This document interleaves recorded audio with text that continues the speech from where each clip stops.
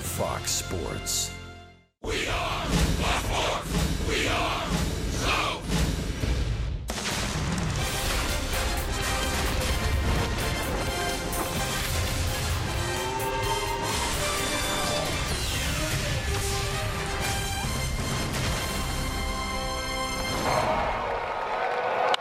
Little fly ball. Braves win.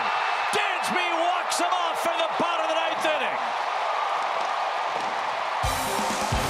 Can't start your home record any better than the Braves have done here at SunTrust Park. They've won their first 4 games in their new home, 5 in a row overall.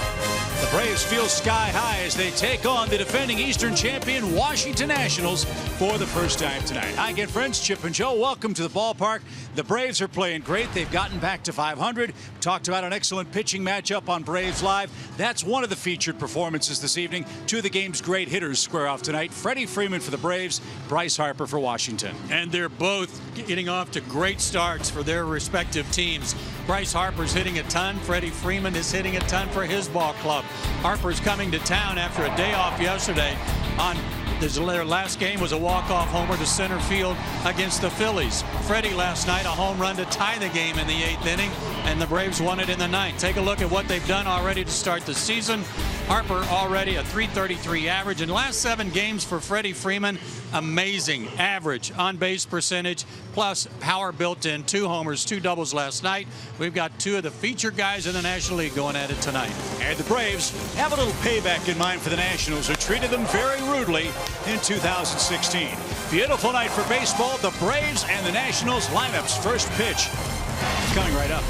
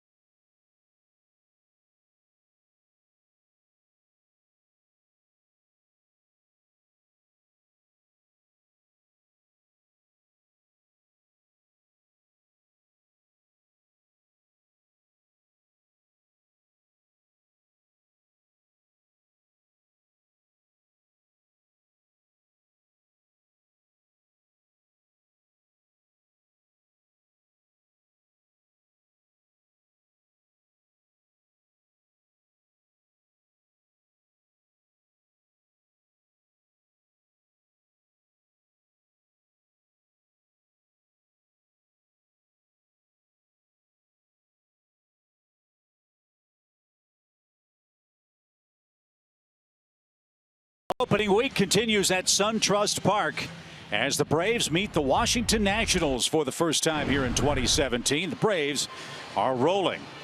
What an exciting finish to the Padres series last night, and Dansby Swanson was really fired up, understandably so, Joe. That might be, well, the biggest hit for him in a long time, because he was in an extended offensive dry spell before the 9th inning. Had I only known that it all had to do with sunflower seeds, I would have made the switch, and I might still be playing. But it certainly worked for Dansby last night at the suggestion of Freddie Freeman to change sunflower seeds to change your luck. And it certainly worked for him there in the 9th inning, and it couldn't have come at a better time. The Braves have been talking about tightening up their defense. That is exactly what's happened during this 5-game winning streak. The best home start for the Braves in a long time. Peterson, Inciarte, and Markakis left to right in the outfield. Garcia, Swanson, Phillips, and Freeman around the horn. Kurt Suzuki behind the plate. Apparently some good news regarding Tyler Flowers before the game. Yeah, we watched him work out a little bit. He was running the bases, and I think he's been cleared to pinch hit at the very least. We might see him back in the lineup in a day or so. Let's hope that stay off the starting lineup won't be too long. So Mike Foltynewicz makes his first start in a while for the Braves, and you look at his career numbers against the Nationals, you like his chances tonight. I do, and his first and only start so far this year was way back on April 7th at Pittsburgh. 4 innings, gave up 2 runs, but took the loss. 1-0 last year in 2 starts against the Nationals. Pitched really well and really got their attention. They are very respectful of what he can do and how hard he throws. His 4 keys to pitching success today. Number 1, OBP, on base percentage. This Nationals team up and down their lineup have very high on base percentages, so they're going to get their hits. Don't walk anybody and help their on base, because that really leads to problems. And Miami change. When he got an outing out of the bullpen down in Miami, he gave up a couple of runs, but boy, oh boy, did he have a great changeup that he was working on in a game that had become a runaway at the time for Miami. And if he can employ that with his fastball tonight, I expect great things from him. And Joe, another thing I'm sure for Mike, keep his emotions in check. Always. Yeah, it's first and foremost. So the Washington Nationals enter play tonight with the highest batting average in the National League. As a team hitting .283. New man in the leadoff spot, Adam Eaton. They gave up a lot of prospects to bring this young man over from the White Sox, and he's really set the table well for Bryce Harper and company, who's hitting 3rd. Yeah, he's one of those guys. .434 on base percentage, hitting .326. Great pickup, just what the Nationals needed at the top of their order, and to play good defense in center field. And that's allowed them to move Trey Turner to shortstop. Turner, as Kelsey reported, is still hurt. Might see him in the lineup for Dusty Baker here tomorrow night. So Mike Foltynewicz to work. His first of the night is a called strike, says C.B. Buckner, and we're underway. C.B. Buckner, patience, keeping emotions under control. He may not get all the calls he wants. Keep that in mind. Eaton skies one toward left. Jace Peterson near the stands, and the line reaches up and makes the grab. Eaton retired on a pop out. 1 down. That away. Good play. You might remember in the exhibition game, Matt Kemp went over and was trying to catch a ball on that railing, and it didn't have any padding on it, and he banged into that and hit pretty hard. You can see now there is padding on that railing, and that helped Jace a little bit here on this catch. Not a lot of foul ground in the corners, but that catch appreciated by Mike Foltynewicz, and that'll bring up Anthony Rendon, the Washington 3rd baseman. Comeback player of the year in the league last year. He's off to a bit of a slow start this season at .205 and 4 RBIs.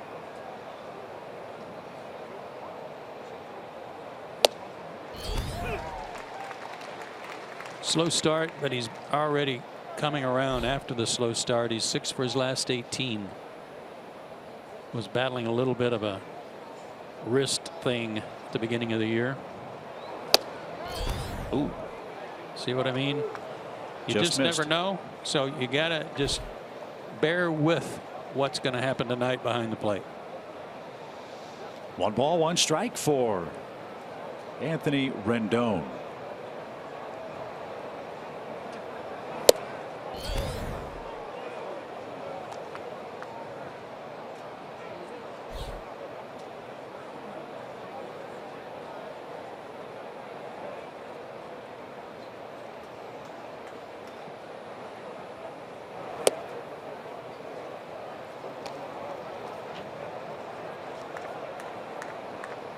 Rendon's only walked twice. He's struck out 10 times so far this year.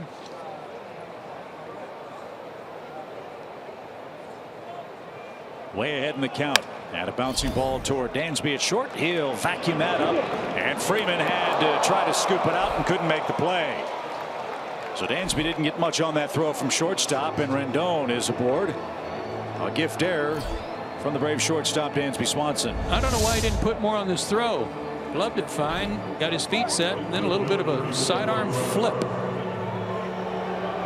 Air it out over there.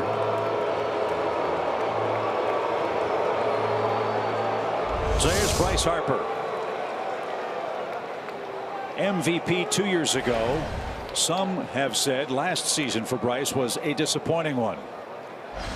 This year he's having a monster April. Already 13 RBIs, 4 homers, including 2 homers in the last game. As Joe mentioned, the Nationals were down to their last strike against the Phillies, and Bryce Harper unloaded with a game-ending 3-run homer to straightaway center field.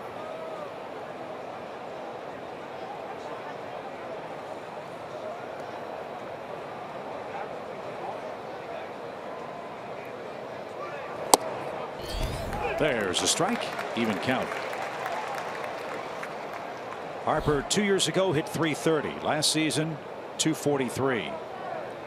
His home run power dropped from 42 to 24. His RBIs 99 to 86. But his steals increased from 6 to 21. So he did some things on the base paths, and some say, Joe, he might have had a shoulder problem that the Nationals tried to keep under wraps. I know this. He looks to be in great shape. He looks jacked, like he really worked out hard in the offseason compared to last season. He was already solid. 2 balls and a strike. And a vicious cut, fouled straight back. And Harper now a 2-2 count.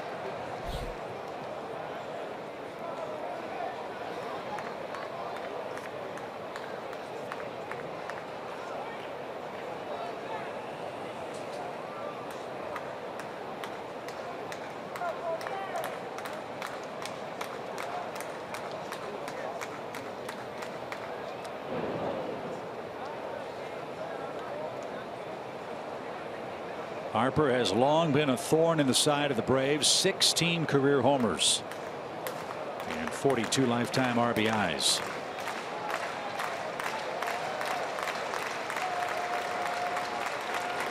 Strike 3, got him inside corner.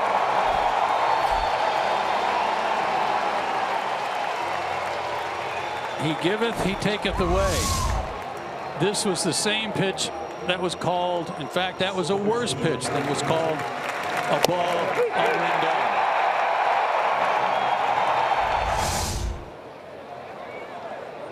So Foltynewicz has the game's first strikeout. Harper caught looking, but he's not out of the woods yet, because here comes Daniel Murphy. A lot of folks said no way Daniel Murphy will do this year what he did last. He's proving them wrong here in the first month. And he swings the first one and skies it towards center. Inciarte is there, and a good start for Mike Foltynewicz. He pitches around the throwing error. Here come the Braves at home against Max Scherzer.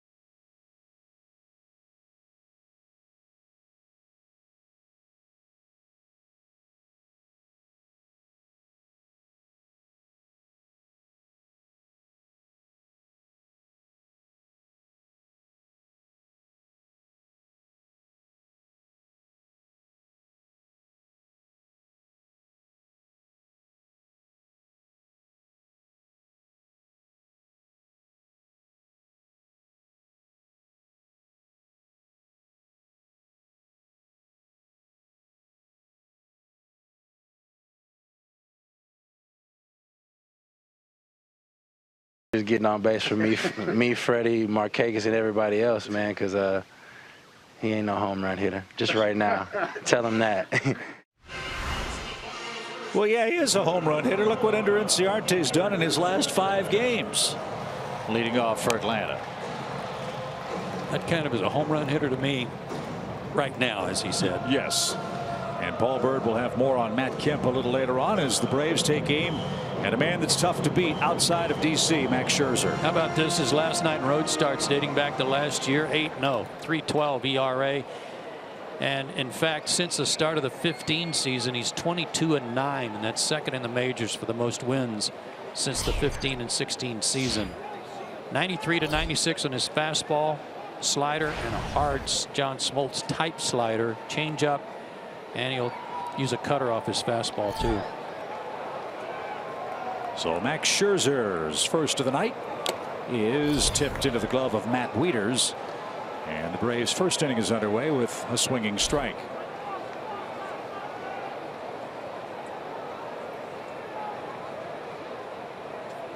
Ender has not struck out in his last 24 at bats. That'll be put to the test tonight with Scherzer on the mound, who has no-hit stuff just about every time he takes the mound. And he's fashioned that no-hit stuff a couple of times.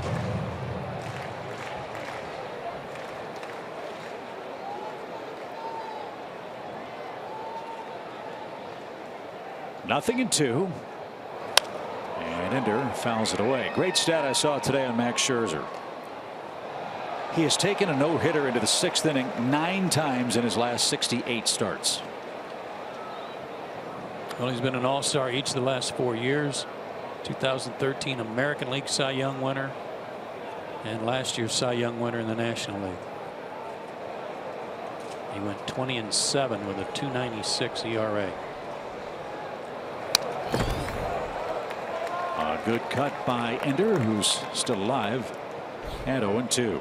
He was originally an Arizona Diamondback, made it to the big leagues with them, was the #1 pick for the Diamondbacks in '06 out of Missouri, and then traded to Detroit before becoming a free agent.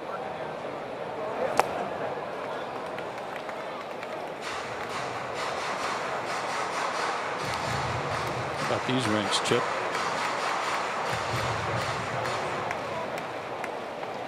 That is impressive. Now the 1-2 pitch is grounded toward first. Zimmerman will flip to the pitcher, and a two-handed grab by Scherzer turns into the first out. So Ender rolls out. One away for Dansby Swanson, last night's 9th inning hitting hero. He'll bat in front of red-hot Freddie Freeman. Markakis 4th, Phillips 5th, Garcia, Suzuki, Jace Peterson's in left, and Mike Foltynewicz bats 9th. Braves enter play with a .266 team batting average. They've hit 15 homers and have a run differential of -2. That's been slowly whittled to a much more acceptable rate because of the Braves' 5-game winning streak.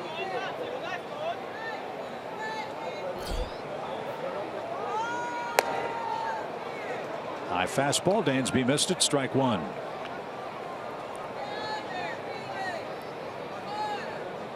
Scherzer's batting average against coming into this game is .178, and right-handers are only hitting .167 off of it.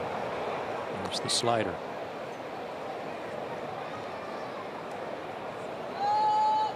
Dansby was 2 for 28 before that 9th inning hit that sank the Padres,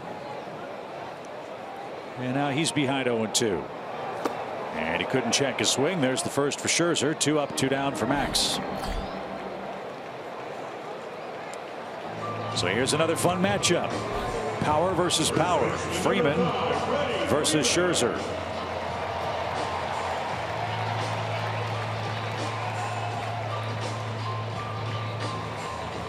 Freddie's got a home run against this guy. That happened last April. He's hit 5 this season.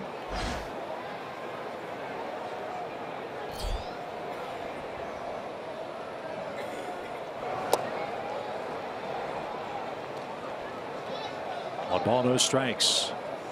Stiff breeze blowing from left to right toward the Coors Light Chop House.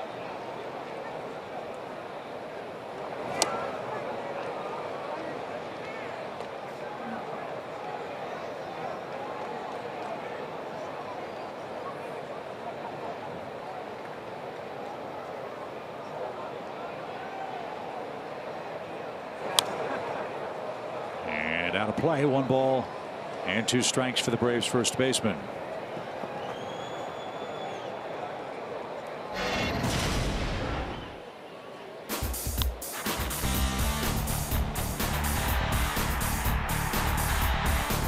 I believe Harper had homered in the top of the first inning. Freddie homered in the bottom half, and he's got a single here with 2 outs to break up any chance for a no-hitter for Max Scherzer very early tonight. A lot of off-speed pitches. 1 fastball in that sequence, and he fouled it back.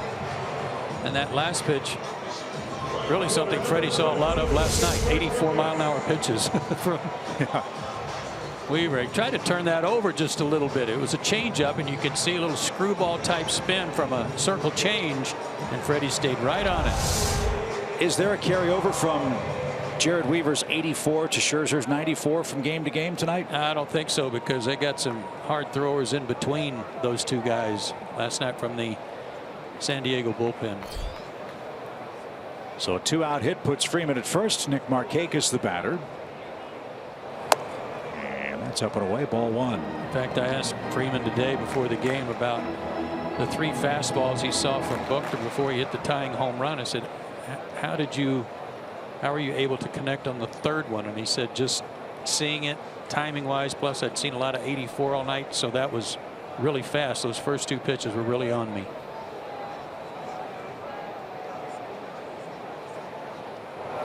Which speaks highly of these guys' ability to make adjustments within an at bat. That was one of the more dramatic home runs that Freddie Freeman has hit. And a great display of emotion by the Braves first baseman as he rounded first base, tying the game in the 8th. Atlanta won it in the 9th. And yes, I asked Freddie if he got a kiss from Charlie today. He said yes. So he's already off to a good start here in the bottom of the 1st inning.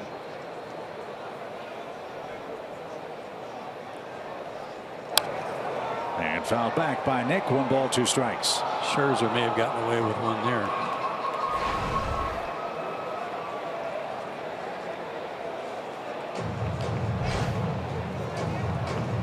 Nick had his 10-game hitting streak snapped yesterday. Ready to start another one tonight.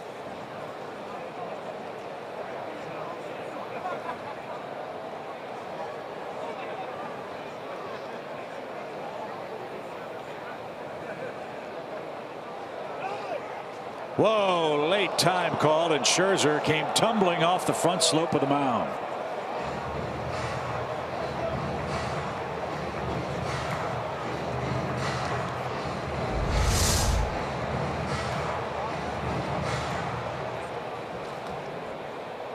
That was late.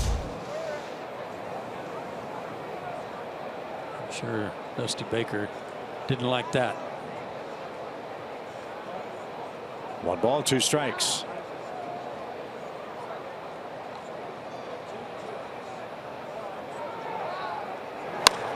Bounce to Zimmerman, and he'll make the play at the bag, and that'll retire the side. No runs ahead, a man left. Scoreless first in the books in Atlanta.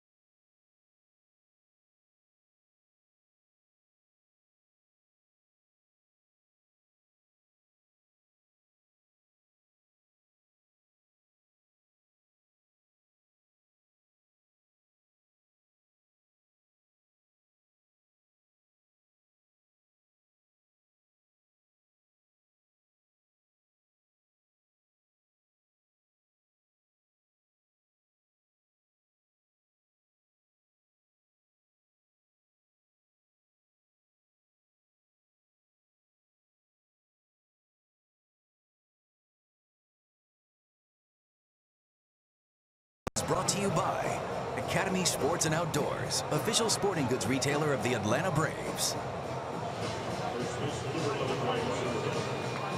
Scoreless game. We head to inning number 2 at SunTrust Park. Ryan Zimmerman, Jason Worth, and Matt Wieters are coming up on a very comfortable, breezy night. Game 1 between the Braves and Nationals this year.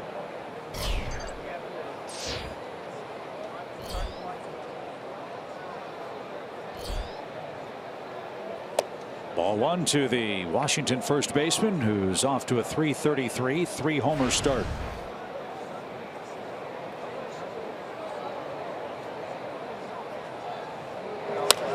Up the middle, Dansby gives ground and can't corral it. So Zimmerman's aboard in the second inning, and Fultonevich will go back to the stretch with Jason Worth coming up. So that's their first hit, but they have lots of guys that are hitting well. Well, this is why they're leading the league in hitting, batting average wise. Jason Worth, number 6 on that list. He's coming up. One thing about he and Zimmerman, they are racking up some strikeouts. Worth has 14 of them in 40 at bats.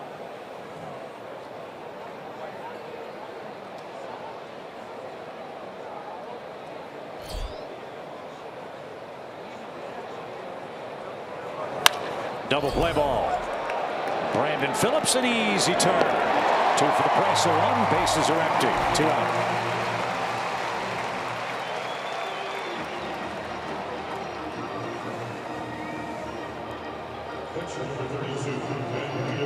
And now Matt Wieters is coming up.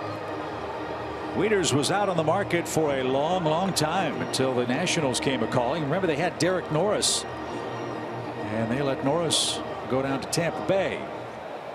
And this guy has been a terrific player for a long time over in the American League. A 4-time All-Star, 2-time Gold Glover.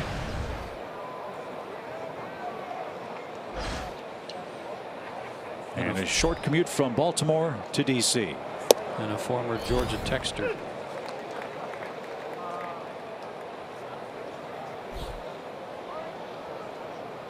Wieters has a homer. He's knocked in 5 runs, batting .314.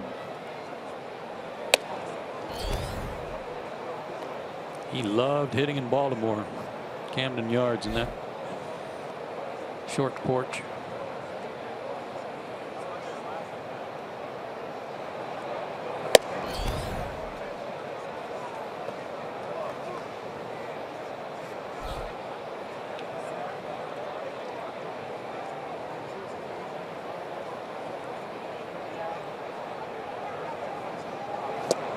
There's the change. Yeah, love it.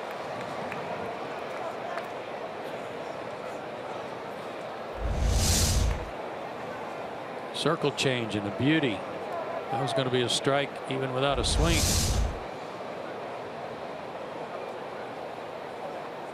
Two balls, 2 strikes. And fouled away. How much does Mike have to throw that pitch to put it in the heads of the Nationals hitters? First time through the order, if he just showed it to him one per at bat, I think it would be good enough. But I think it's an out pitch for him, the way he used it in Miami, where he doesn't have to blow somebody away at 97 to get a strikeout to end an inning.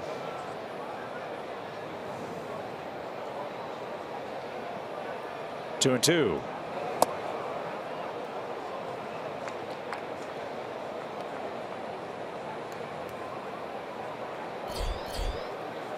Wilmer Defoe, the shortstop for Washington, waits on deck. And the payoff pitch. Missed down and in, and Wieters is aboard with 2 outs.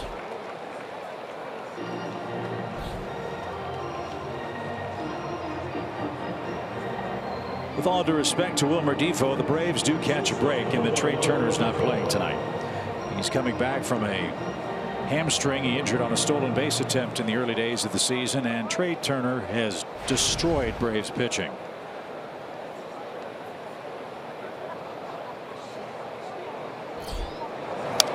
Defoe a little late, down a strike. Yeah, it's going to be a nice problem for Dusty Baker to have when Turner comes back. Does he want Turner to lead off or Adam Eaton? Might depend on the pitcher each night, but either guy would be very capable. A lot of speed at the top of the order. And this is a good team. Make no mistake about it. The starting pitching is good enough to get them through the National League East again. If they have a soft underbelly right now, it's probably their bullpen. Yeah, Dusty's bullpen's given up 10 homers so far this year and a 6.25 ERA. Little dribbler hits slowly to Brandon Phillips at second, and close play at first, and Defoe out on a bang play. He wants Washington to take a look at replay, and And the Nationals are going to at least see how close this play was at first base. Got him.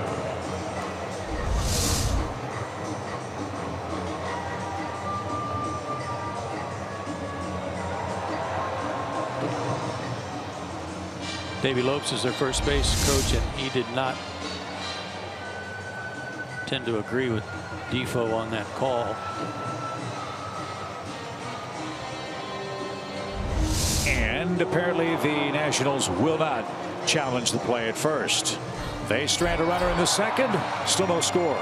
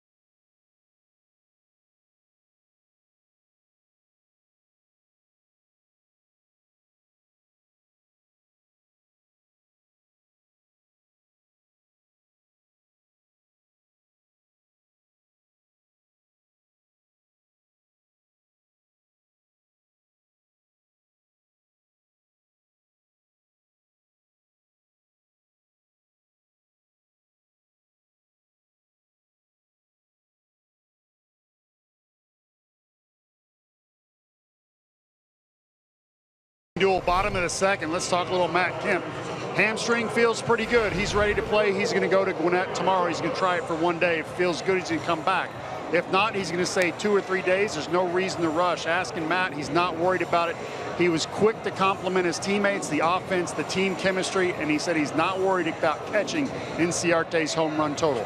Back to you guys. I don't think he ought to be, Paul. Great report, and it will be great to see Matt get back into game action and join us before the end of this homestand. Obviously, the worst part of it was losing his bat because of how he got off to such a great start in New York. Just tearing it up, 6 for 12, homers and doubles. What a shame for him that he's kind of got to start over. A strike to Brandon Phillips leading off the second. Yeah, I'd say that's a good start. Yeah, he had 2 more hits in Pittsburgh before he got hurt. Now to play foul. Speaking of Pittsburgh, that's the big story in baseball today. Another terrific young slugger got stung by the PED suspension. Starling Marte will be lost for 80 games to the Pittsburgh Pirates. He was suspended today. And if you recall, he was one of the main reasons why the Braves were swept up at PNC Park. No doubt about it, and including a walk-off homer on the last game. I have so many different feelings about the continuation of these guys that keep violating the drug rules and think that they can get away with it. Phillips didn't get it. He's down on strikes one way. The penalties aren't stiff enough. They keep penalizing the individuals 80 games. Okay, so he comes back. He's going to miss half the season. He's going to forfeit a lot of salary. He's going to come back, play, make the rest of his salary, become a free agent down the road, and cash in again. Until it gets stiffer, until there's a lifetime ban for a violation, or penalizing the teams for every game that he's played in. Pirates ought to forfeit those games. As Adonis Garcia bats, I agree with you 100%. I thought maybe any game in which he drives in a run or scores in a run is forfeited. It'll never happen. Well, I know it's professional compared to in this case, I'll say NCAA football, but think of all the probation problems that teams have had and had to forfeit championships and games due to an ineligible player. To me, Starling Marte was ineligible. 2 balls, no strikes. Foul away, 2-1. And it's a shame because he's a great player. Well, and now you have to wonder, yeah, is he really great or was he chemically enhanced great? And this excuse of, well, I didn't know what I was doing or what I was ingesting or whatever. No, that's not the case here. Paul Bird looked it up for me, and what he was tested positive for it can't be taken orally and I'll say do its job. It's got to be injected. 2 balls, 2 strikes. So the ripple effect of that is obviously the Pirates lose a big bat in their lineup. Now Andrew McCutchen has to go back and play center field after all the hue and cry about moving him out of center field and nearly trading him away. Well, now McCutchen's back in center for Pittsburgh. High towering fly ball to right. Bryce Harper will have plenty of room in the corner, and he makes the play for the second out. Wynn pushed that ball toward the line.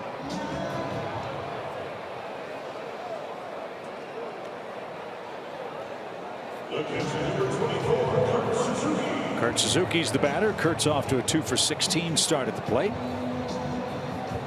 He squared up a fastball in the 9th inning. He spent a little time in a Nationals uniform.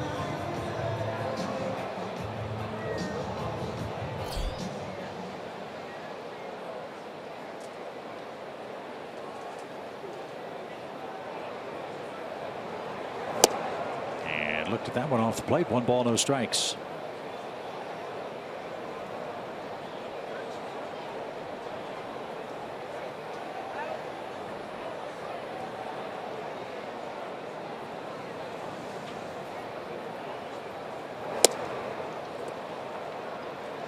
That is explosive stuff. Yeah, that slider, I said it was akin to John Smoltz's. It's not, doesn't have the tilt or the speed of John's, but it's very effective in the same way, especially on right-handers.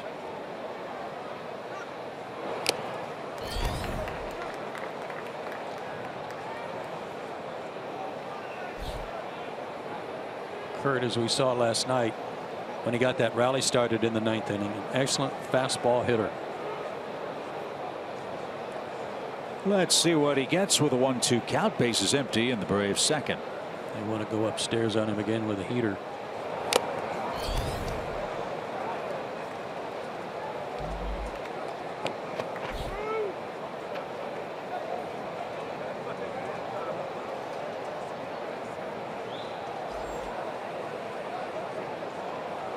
Steven Strasburg will pitch here on Thursday night. He looks on as Scherzer gets his sign. Another 1-2 pitch. And somehow Kurt got out of the way. I will say this for the signing of Matt Wieters, and it took a long time for him to find a job. But Wilson Ramos was a free agent, signed with the Tampa Bay Rays. And for them to bring in a veteran catcher like this for their veteran pitching staff is a real bonus for those guys on the mound. Suzuki got hit by that pitch, by the way. No protest. And then Scherzer strikes him out with a slider. 3 strikeouts for the Washington right-hander, and he'll lead off the 3rd. No score. Atlanta Braves baseball is brought to you by Xfinity.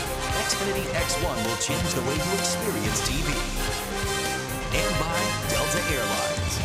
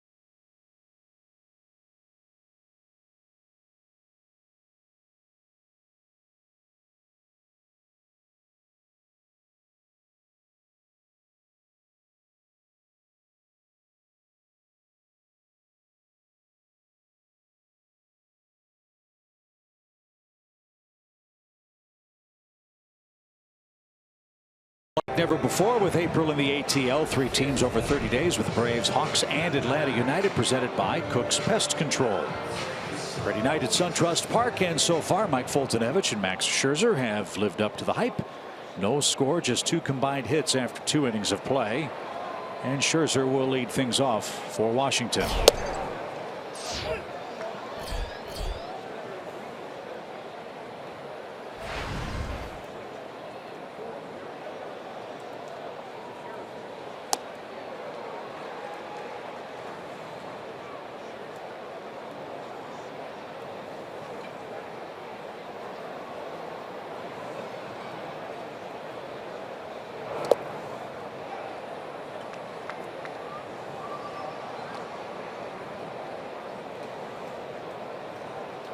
Mike Foltynewicz led the Braves in wins last year with 9. He's trying to pick up his first victory against Washington tonight. Top of the order next. But first, a 1-2 pitch. And a little dribbler hit toward Freeman. And Mike got to the bag in plenty of time for the first out. Back to the top and Eaton. He was robbed by Jace Peterson, who made a nice catch and foul ground. So far so good for Mike. There's the no decision in September against the Nationals when he pitched so well, only gave up 1 run in 6 innings. But a lot of his starts where he pitched well, got wins, were games where he was able to be economical. He didn't have to strike out 9 or 10 guys, and didn't have 100 pitches in the 5th inning. So tonight, in the 1st inning, despite the error, he only had to throw 1 extra pitch to get Murphy, so that really helped curtail what could have been a long 1st inning. Eaton took a strike. He's reached base in 11 games for Washington. He's got hits in 9 of those 11. And 0 for 1 tonight. These two have tangled before. Maybe Mike's best big league start came against Adam Eaton and the White Sox right before the All-Star break last year in Chicago.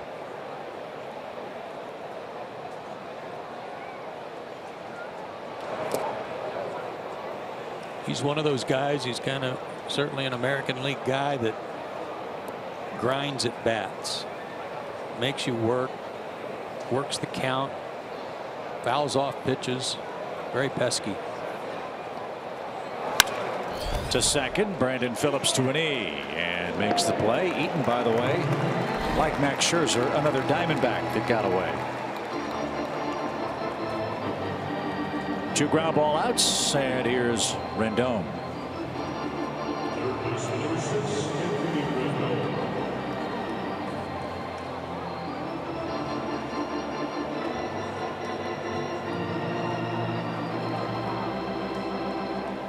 Rendon lived up to his nickname, say the always entertaining Nationals press notes, of Tony Two Bags. Led the National League with 38 doubles as a 3rd baseman.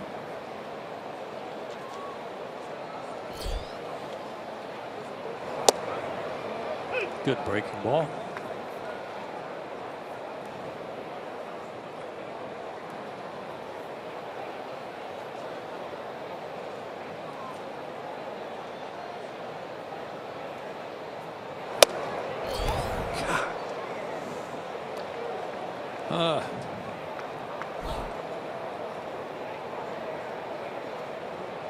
One ball, 1 strike.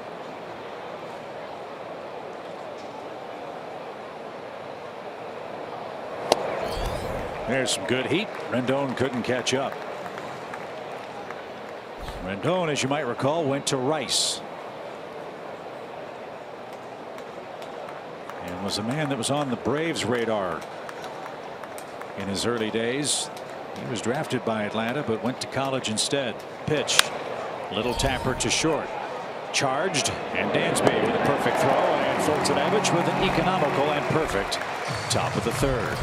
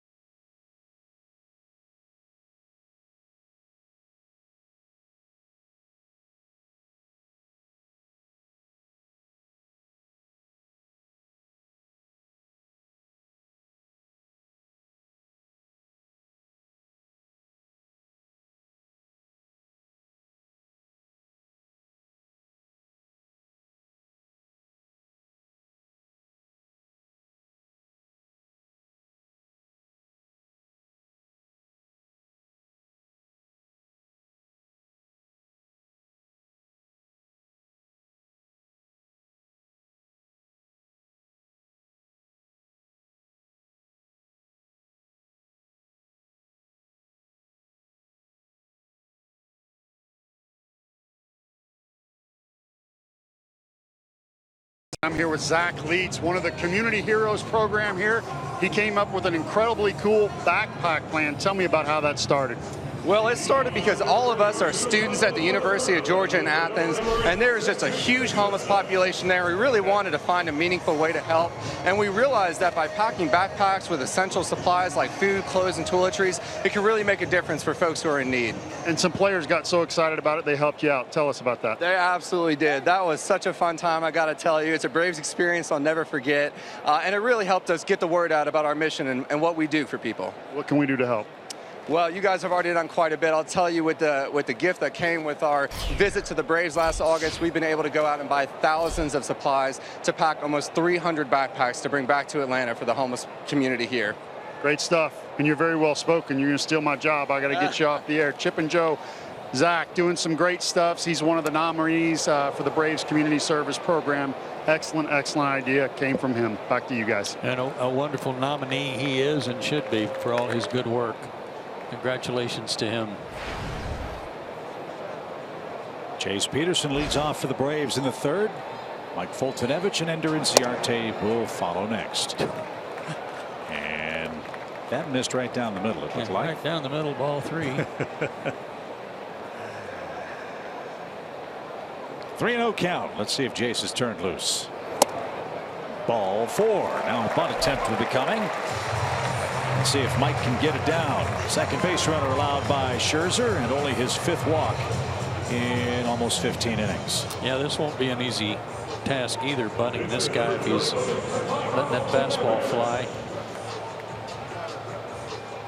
Washington was very concerned about Max Scherzer. He pitched last year with a stress reaction or a stress fracture in his right ring finger. And that injury carried over into the early days of spring training, so much so that he wasn't their opening day starter. And as a result, Scherzer altered his grip on his fastball to take pressure off that ring finger and was able to make his way through spring training and said, I'm good to go.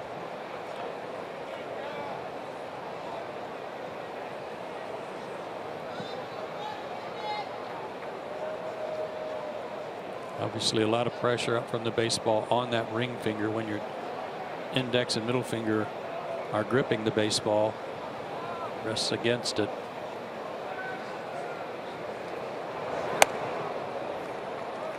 That stayed high. It's an even count.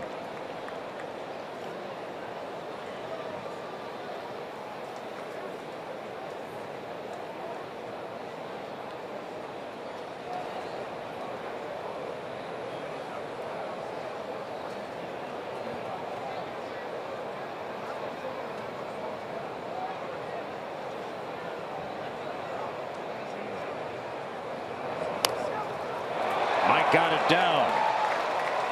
And Wieters will make the throw to first. Excellent sacrifice. Good job.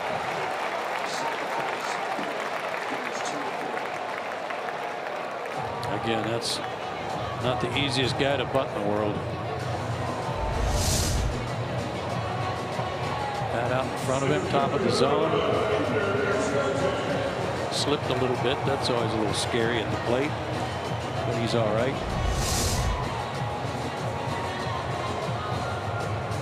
Jim Lovell saw that too and checking on him.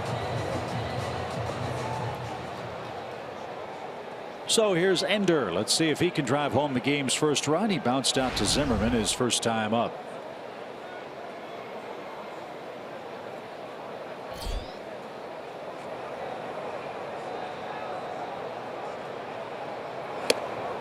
Braves have been doing a much better job of cashing in their scoring opportunities. They're 12 for their last 32 with runners at second and third base.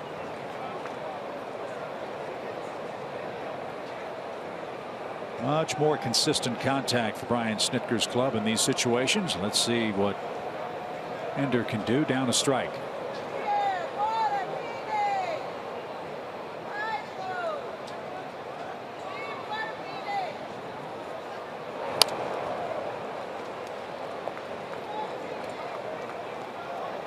Yeah, part of the reason they are on this good 5-game run. 12 for 32. That's a .375 average. And again, that they're doing this without Matt Kemp has to be very encouraging too. The guys have picked up the slack.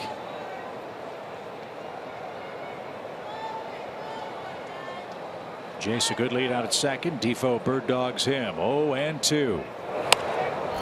Little pop over by first. That's in fair ground, foul ground I should say. Zimmerman's going to have a play and he makes it, and Inciarte's the second out. I know it's a play you wouldn't think of trying to attempt, but in that particular case, with Defoe coming over to kind of be a relay man or cutoff man to third base in case Zimmerman has to throw it, there's nobody around Jace Peterson.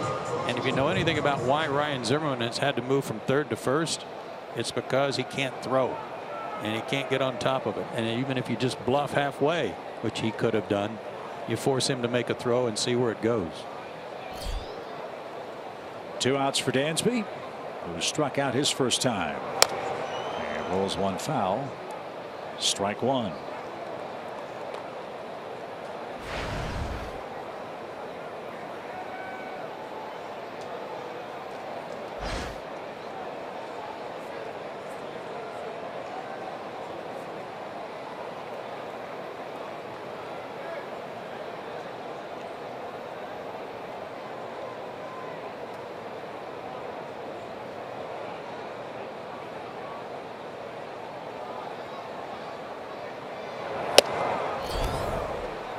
Little extra on that fastball from Scherzer. 0-2.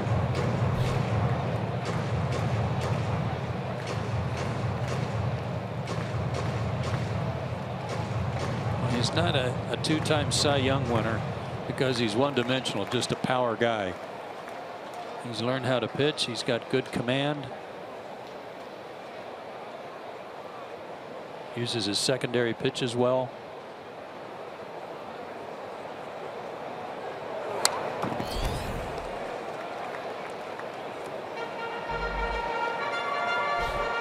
And he can pitch up in the zone.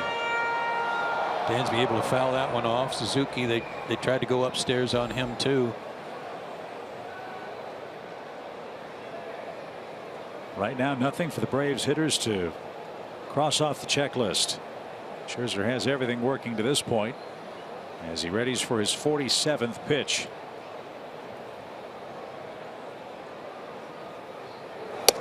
Strike 3 called, and that retires the side. Braves can't cash in a leadoff walk. Middle of the order coming up for the Nationals.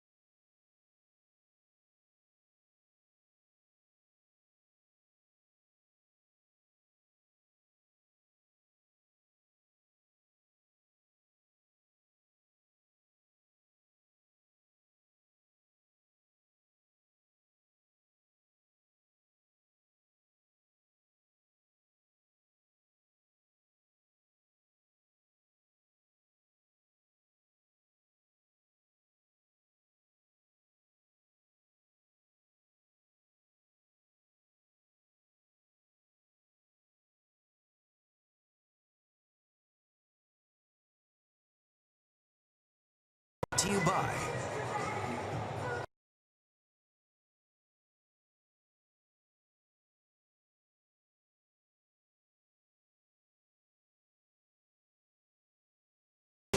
Atlanta Braves baseball is brought to you by your local Ford dealer and the Georgia Lottery. To the 4th inning we go. Mike Foltynewicz and Max Scherzer aren't the only flamethrowers at SunTrust Park. Let's see how this guy does.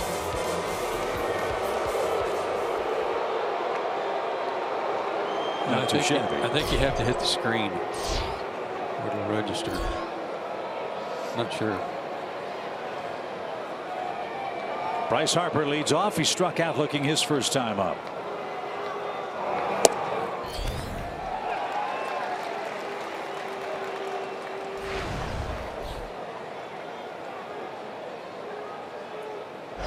Ten strikeouts, 10 walks for Bryce in the early going this year.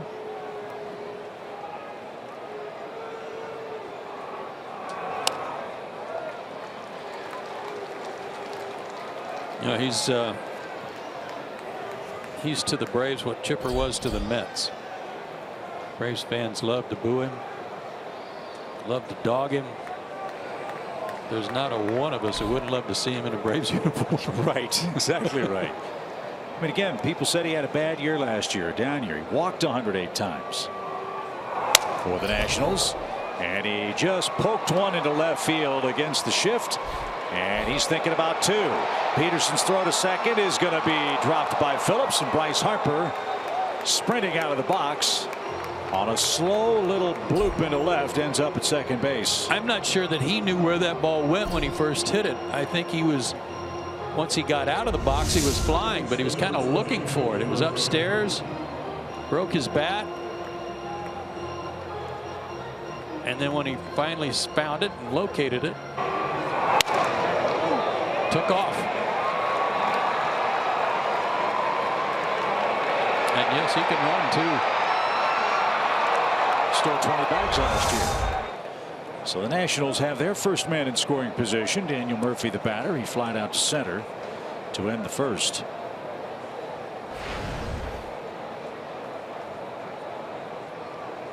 .21 hits for Murphy, tied atop that category in the National League. And he didn't think much of that call. Strike one. He's got good reason to.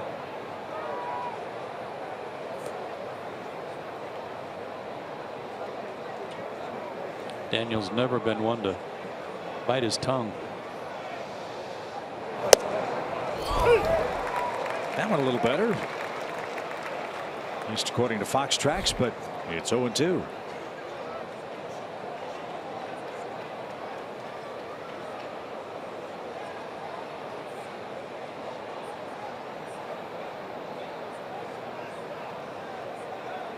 Last year Murphy hit 25 homers, the most he's ever hit in a big league year. Drove in 100 runs for the first time as a major league hitter, and hit a whopping .347.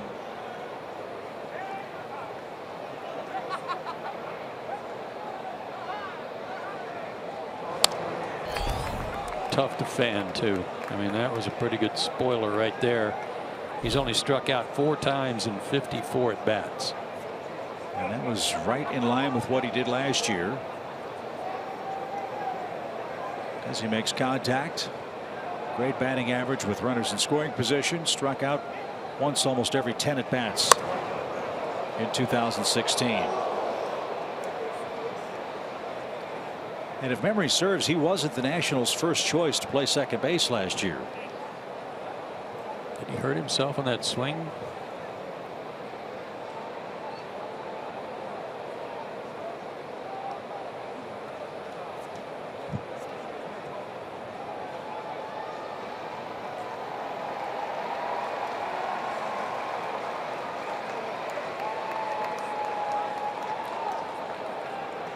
No balls, 2 strikes.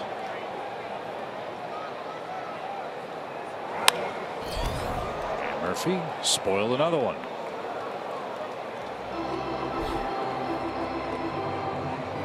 I think Daniel Murphy's come a long way as a hitter. Not that he couldn't hit before by any means, but that when he was with the Mets, it seemed like the Braves pitched him away, played him away, and it seemed like they got a lot of routine fly balls to left and left center, but he has learned to pull the ball and pull it with authority. Yeah, I was going to say he's getting the fly balls. They're just going a lot further. Not this time though. Phillips is going to backpedal, and Fulte's going to take care of Murphy after a long battle. No advance by Harper. 1 out in the 4th.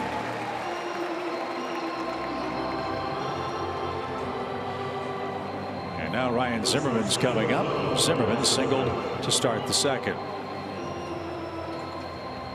Tough year for Ryan last year. 115 games. He hit .218 with 15 home runs. Rib cage strain and a left wrist contusion cost him 28 games.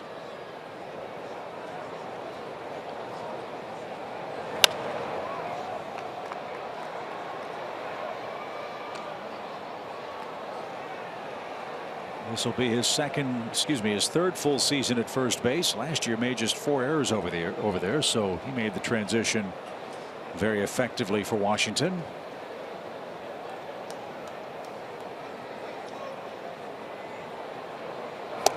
Good pitch. 0-2.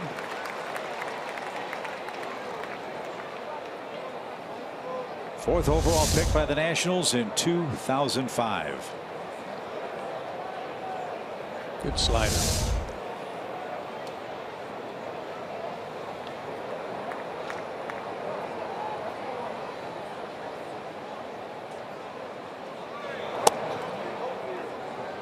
First pitch out of the zone this inning.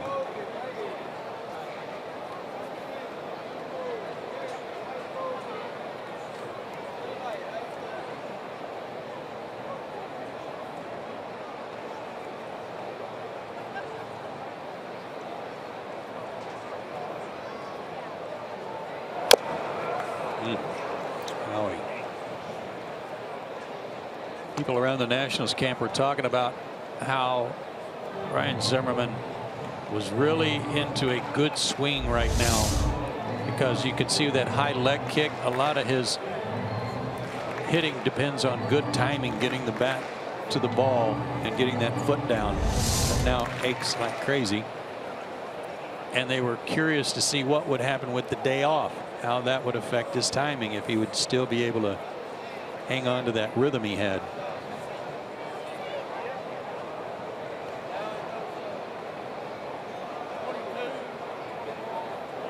One and two. Suzuki held it there. Mike didn't get the call.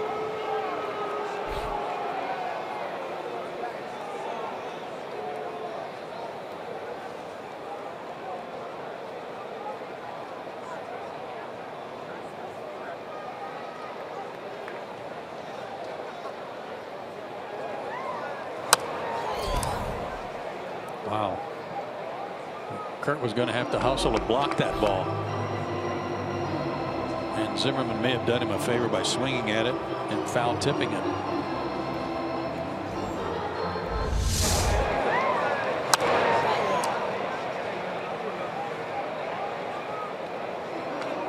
I don't know if Kurt was going to get there. That's one you would have hoped hits the umpire's shin guard to save you. Right. But a foul ball makes it a 2-2 count. And a good block. Now it's full. Worth is next. He hit into a double play his first time up.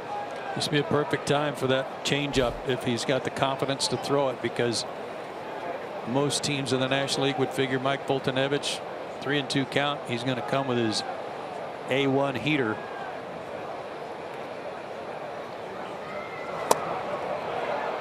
Slider missed. And Foltynewicz thought he had Zimmerman, struck out twice in that sequence. Instead he walks, and Worth is coming up with 2 on and 1 out. Mike mumbling to himself behind the mound. And this is what we talked about at the very beginning, that tonight of all nights he was really going to have to keep it in check, because there's going to be so many missed pitches by that guy, and it happens year after year after year, and yet he's still a major league umpire, and I don't get it.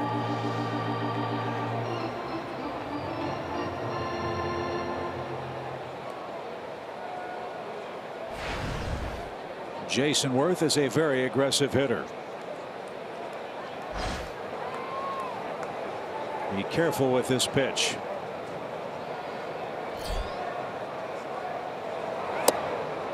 And off the plate, ball 1.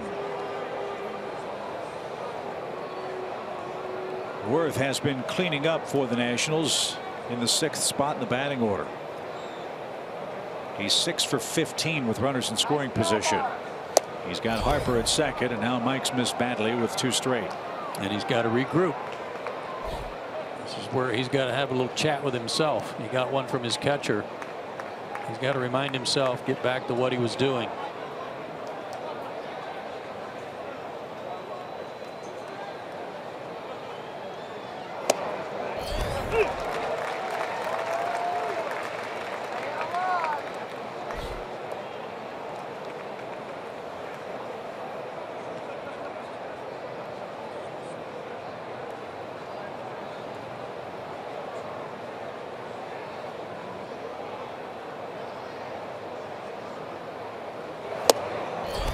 Same pitch, same result. Yeah. And now Harper wandered off second. Throw. He's going to beat it. Where's he going? Thank you very much. I have no idea what he was thinking.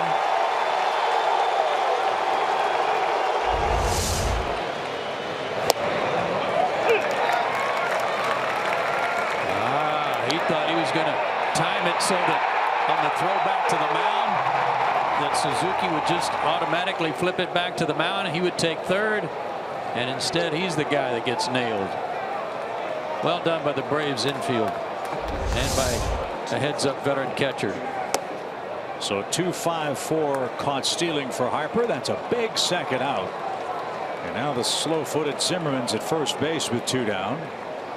And Jason Worth awaits a full count pitch. Runner goes. Strike 3 call. Fultonovich just froze Jason Worth. And he flips his helmet away in disgust. It's a mystery in the batter's box. Scherzer and Fultonovich still scoreless. Middle of the 4th inning.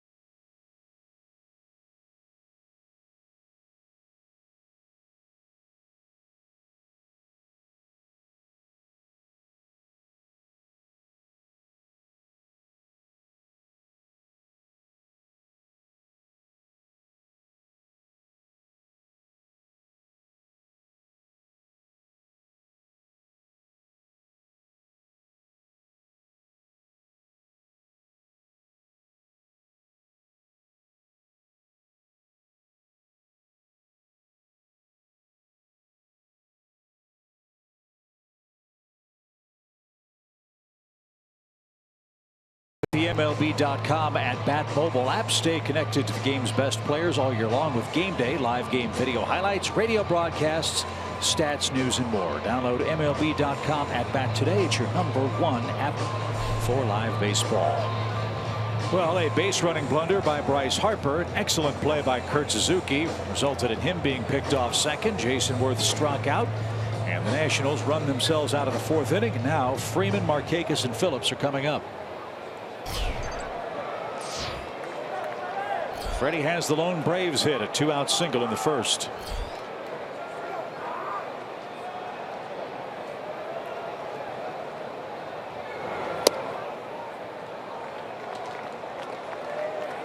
With Freddie's remarkable game last night, 2 doubles and 2 homers, he joins Felipe Alou and Adam LaRoche as the only other Atlanta Braves to do that in a single game.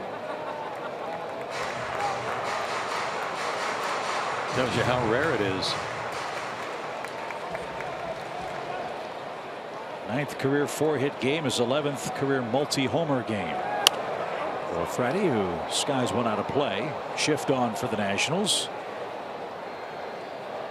And last 107 games, those are MVP caliber numbers. Just crazy. 76 RBIs in 107 games. That was one of the great images that we had in years past when Steve McCatty was the pitching coach for Washington, when Freddie Freeman would come up and the stomach would start to churn, hat would come off, face would get flushed, and then Freddie'd rip a double someplace. And he's aboard to start the inning. Good start for the Braves. Second walk issued by Scherzer. And it's a leadoff walk, so maybe they can put something together here this inning and scratch a run out. Mike Maddox, now the pitching coach in Washington, and he's excellent. He's a good one. And what a talented stable of arms he gets to work with. Scherzer, Gio Gonzalez, Tanner Roark, and Steven Strasburg. Still don't know who's going to pitch for Washington tomorrow night, by the way. They've not announced tomorrow evening's starter. Julio Teheran is going to pitch for the Braves.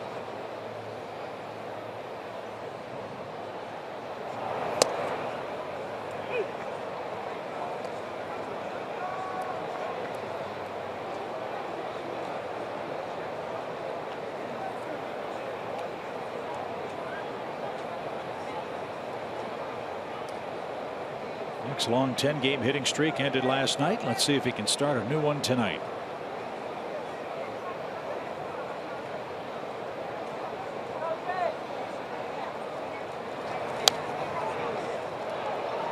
Oh, 2.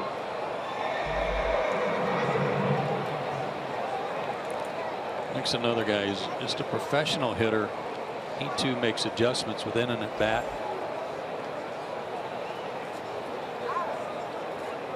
It looked like first time around Scherzer was trying to back foot that slider on him, and Nick had no choice but to pull a ground ball to first. One away, it looks like here. And I would guess that Matt Wieters would have an excellent idea of how to pitch Nick Markakis. They were teammates with the Orioles. Good point. Hadn't thought of that. You know he's got tremendous respect for what Nick can do.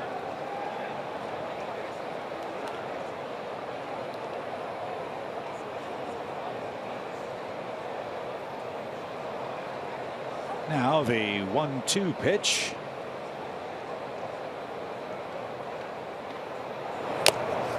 That one didn't stick. So a swing on the house for Markakis. We'll do it again.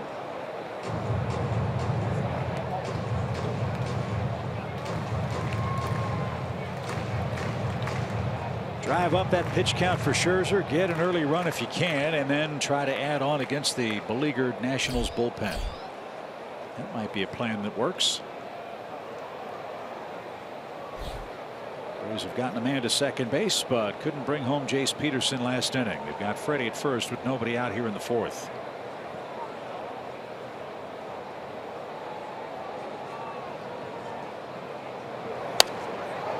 Good spoiler.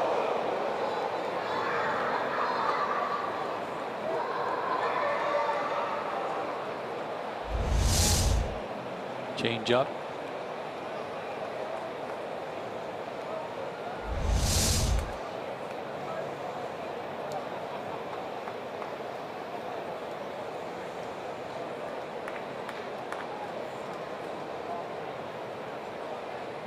Rendon moved a step over closer to the line after that swing at third base.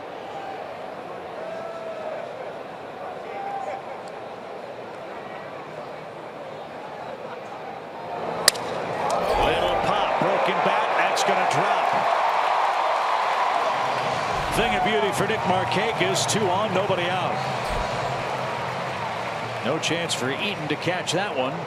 And the Braves are in business for Brandon Phillips. Yeah, and Nick earned that. Fighting off some pitches. Foul tip in and out of the glove of Wieters, and then spoiling the changeup. And even though Scherzer made a good pitch on him,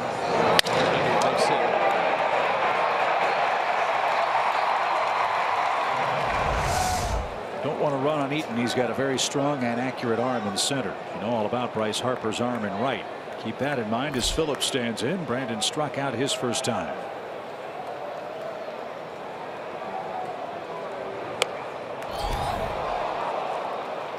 Strike one. I don't know if he was doing that on his own or not, but not a bad idea to try to set the Braves up to get one run across anyway against a tough pitcher. Maybe two.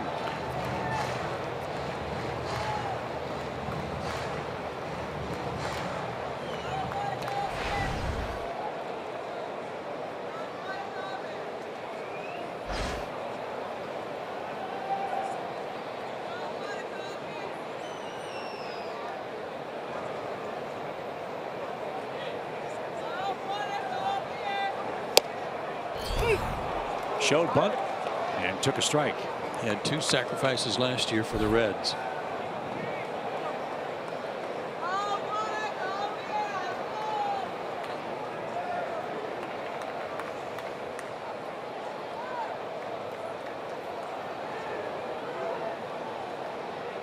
Freeman at second, Markakis at first. We're in the 4th. Nobody out.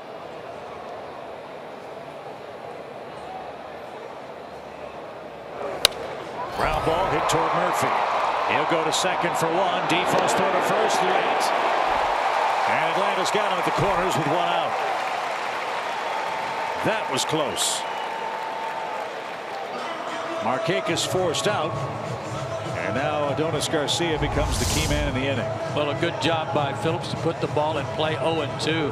But what a good try by the middle infielders for the Nationals, for Phillips, or excuse me, for Murphy to spin and throw that far back to second. And even though it wasn't a good feed to Defoe, he handled it.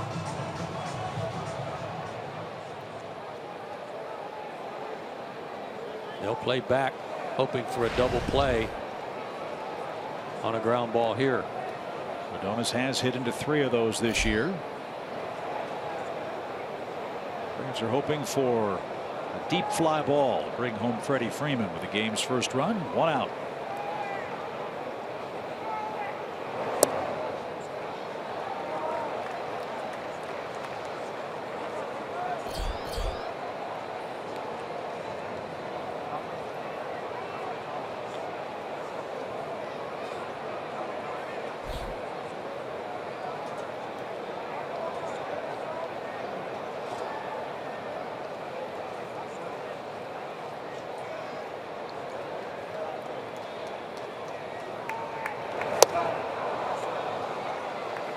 Just a bad ball there, but again, credit to Scherzer and his slider. Wieters, by the way, only 1 for 7 throwing out base stealers. Brandon Phillips 4 for 4 in stolen bases, if you want to try to stay out of the double play.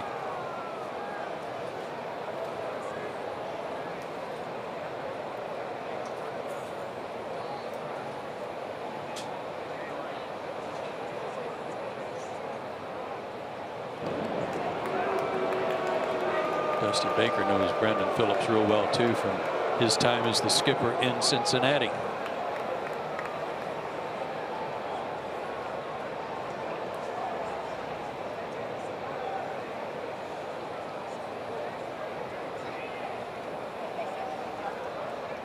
One ball, 1 strike.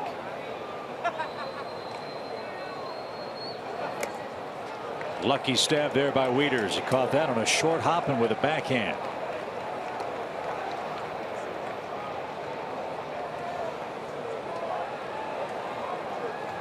Was it a couple of years ago that Wieters missed a lot of a season, if not a whole season, with Tommy John surgery? He did. It's not limited to pitchers. 2 balls and a strike. Phillips leaning at first, not going, and inside. 3-1. Braves are making Scherzer work. You say the Braves can't eliminate any of his pitches yet, and that's true. But 3-1, you can look for one. If you want to look for something other than a fastball here, if you want to look for the slider, go for it. If you want to look for the changeup, try it. And if it's not where you want it, take it. Worst it can be is a 3-2 count after that.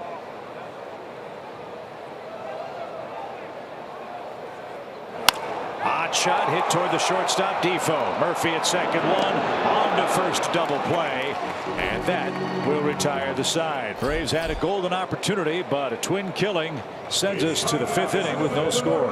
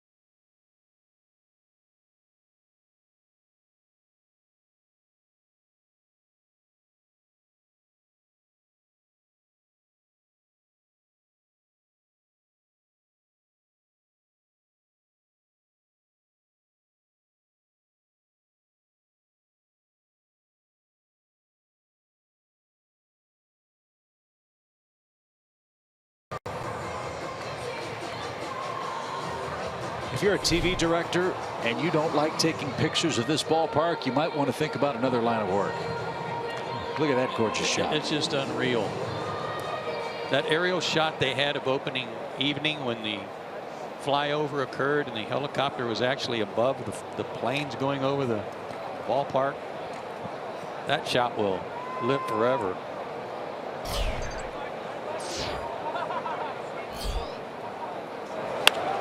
So Matt Wieters leads off for the Nationals, and he promptly singles, or doubles I should say, to the right field corner.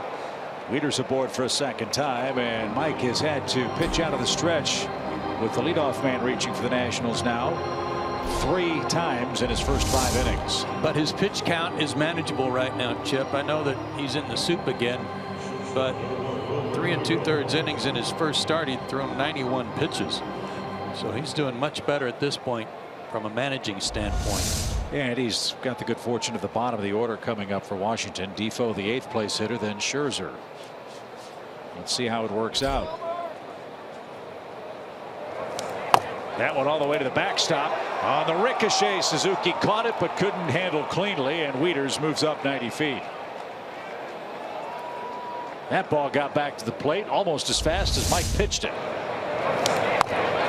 Kirk knew he had it too. He knew he was going to third. He just, in his haste, couldn't corral it.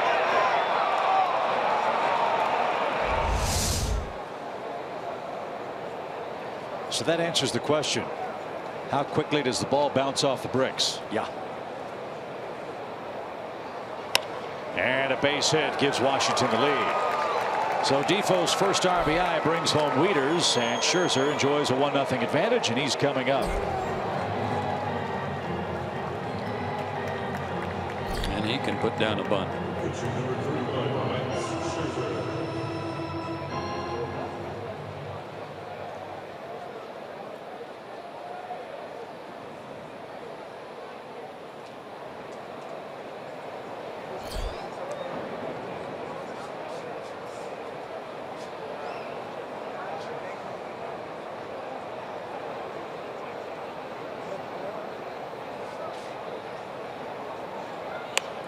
And he just did. Freeman bobbles for a moment, but no problem. Defoe to second on the sacrifice. And we go back to the top of the order.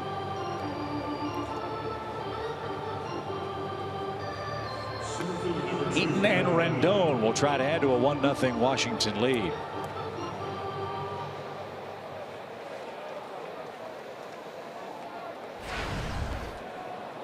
Adam is 0 for 2.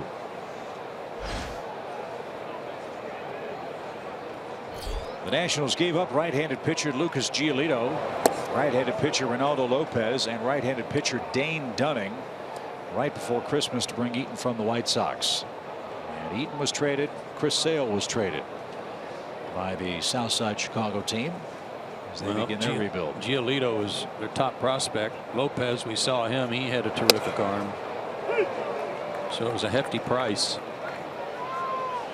But they'd kind of seemed that the Nationals kind of soured on Giolito, even though he was highly touted, great prospect, and when he came up, he didn't pitch like they expected him to. They were a little off on. He was a little off on his velocity, so they made a move.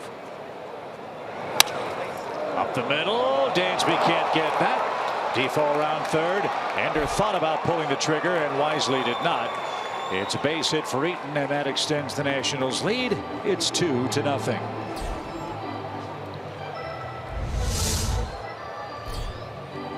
Mike's follow through oftentimes pulls him over to the first base side of the pitching rubber. And that's why that one got behind him and just out of the reach of Dansby. So some clutch hitting by the Nats. And now Rendon is the hitter. Rendon's reached on an error and he's bounced out to short. So Washington breaks through in the 5th inning. 2-0 they lead. Strength.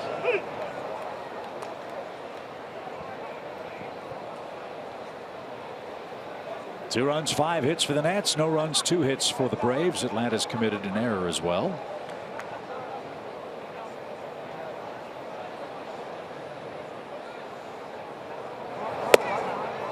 And upstairs evens the count.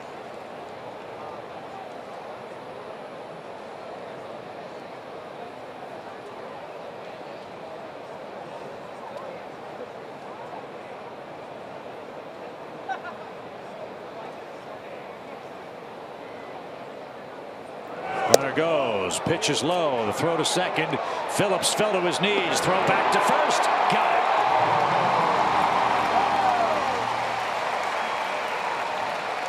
it. So Eaton and Harper have had some adventures on the base paths, and Suzuki nails Eaton a 2-4-3 put out.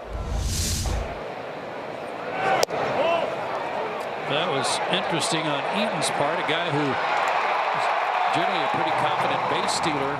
Unless he really delayed his jump on a hit and run play, thinking he didn't have a chance, but it looked like he was going to. Thank you very much again. 2 balls and a strike. And Rendon is backed off the plate.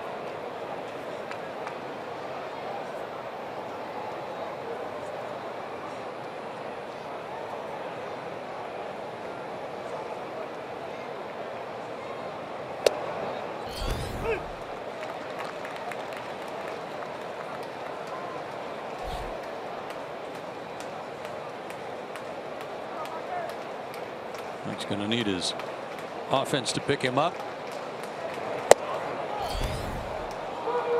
But he just issued his 3rd walk. The Braves have fallen behind in every game this year except Friday in their home opener when Markakis hit that 2-run double. And this has been the trouble spot for Mike in his big league career. He's going through a lineup now for a 3rd time.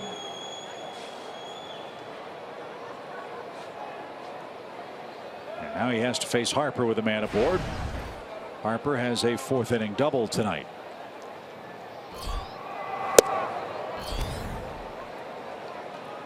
But if you just joined us, it's not the double you would expect to see from Bryce Harper off the wall. It was a broken bat, flare to left against the shift that he wasn't even sure where it went.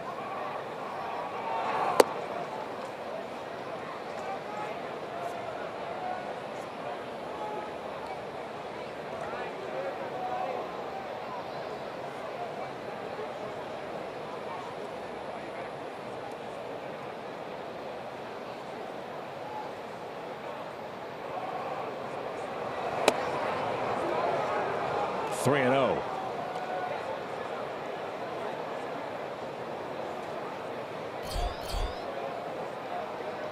No relief in this lineup. Nope. This is good. A 3-4 punch. Harper and Murphy in the National League. And remember, they don't have Trey Turner yet. Might get him back tomorrow, and we've mentioned a couple of times how great a job he did against Atlanta pitching last year. 3 balls and a strike. And another walk. Back-to-back walks, and the inning starting to build up for Foltynewicz. Let's see if Chuck Hernandez comes out and gives him a breather. Kurt Suzuki's to the mound. As Foltynewicz up to 80 pitches all of a sudden.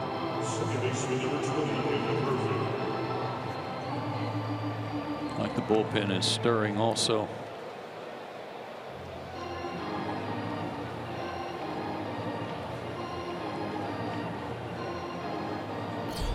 All this started with a Wieters double.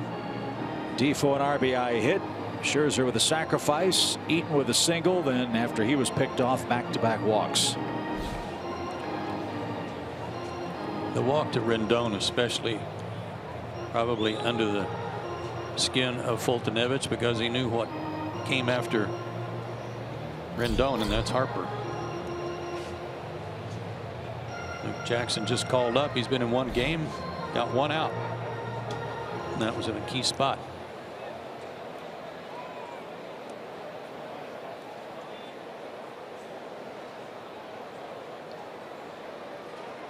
Murphy 0 for 2.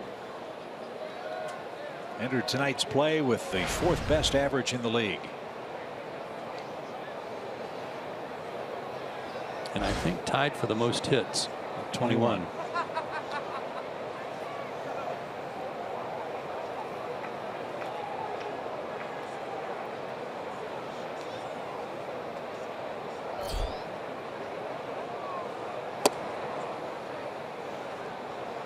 You can see from his stance, he's crowding the plate. His toes are right up on that inside line of the batter's box,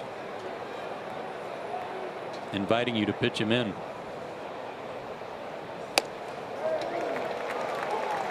Didn't get that one even count.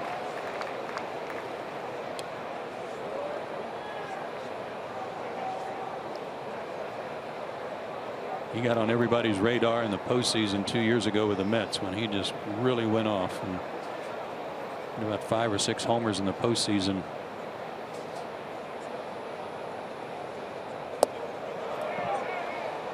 Which is not bad timing when you're going to become a free agent. I was going to say, whole world's watching.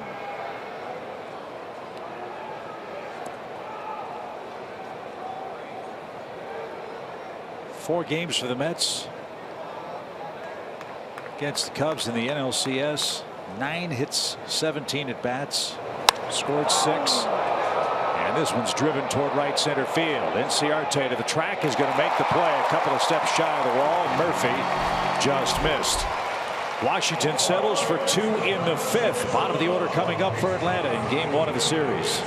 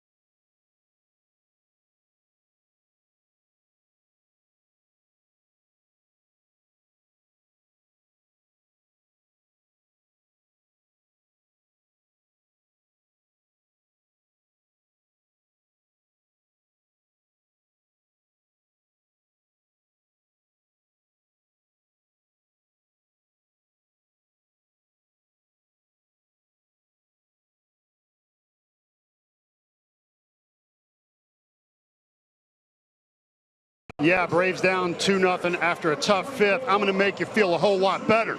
I'm in the center field market, and I've never seen this before in SunTrust Park. It is another first. Yes, they have a healthy market in center field. So I come over here, I can get some sushi, I can get a nice salad, I can go with the vegetable cup, got my fruits over here and water. But if I want to play for the tie, I come over here, I can get a dog in the same place. You get mustard and ketchup on your dog, because that's what you do at a ball game. Come over here, I got a little hard soda, orange hard soda when the game's on the line. You got to get Cracker Jack, a Nutty Buddy, and King of Pops. That's just a sample, guys. Never seen it before. SunTrust Park, looking good. Back to you guys. Man, that is a one-stop shopping market. Yeah, it looks great. And our buddy Pete Smithing from Delaware North paid a visit in between innings. And we had some great food last night. And Pete did not disappoint again tonight. Yeah, we got a little something for you, Birdie. Back to the mound. Scherzer will take care of Suzuki for out number 1. This is from the Taco Factory.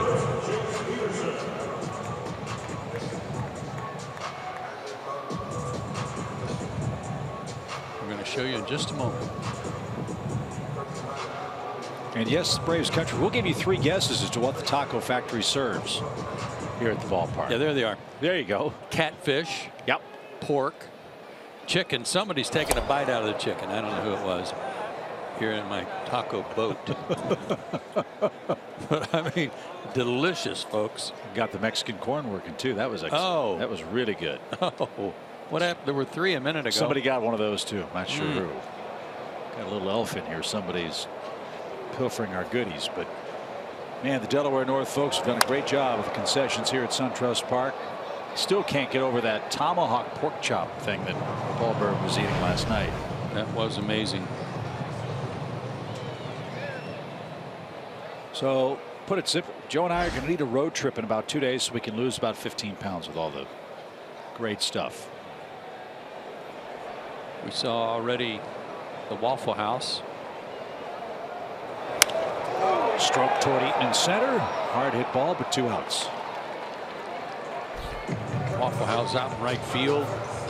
Paul just showed us the market. Here's the Waffle House. All your favorites right here at the ballpark. Yep. And when you come to the ballpark, even before the game, a lot of great choices outside in the Battery Atlanta too. So come early, stay late. That's part of the fun of Braves' new home, SunTrust Park. Foul away by Fultonevich. Strike 1 to the Braves pitcher, who trails 2-0 in the home 5th. And like any good veteran pitcher, Scherzer's gone out there with the lead and started throwing strikes to make sure that nothing started to get the momentum back for the Braves. Well, as you said in our earlier comments, this is a very good Washington team. They won the East last year. They beat the Braves almost at will. Won 15 of 19 games head-to-head against Atlanta.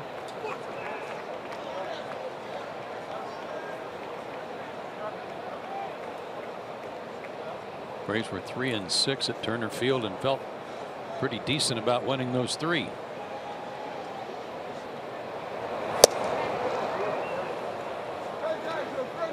Two balls, 2 strikes.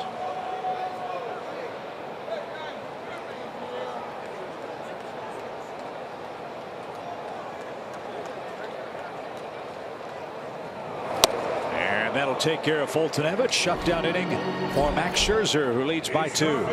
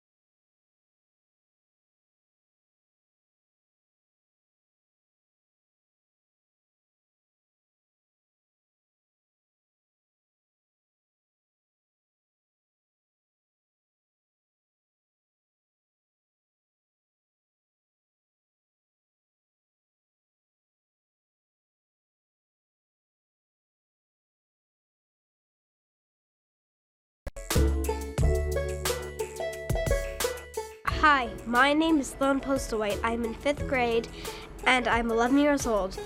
My question is for Mike Folley-Newkiz, and my question is, how do you feel when the people pronounce your last name wrong? How do you pronounce it?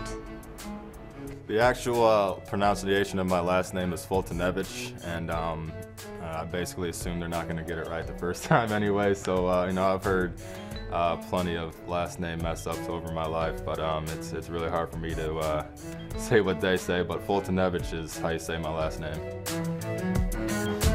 I love that. Me too. Fultonevich. Yeah, it's cute. Well, the 5th inning got away from Mike a little bit, and that's where Washington struck for their 2 runs tonight.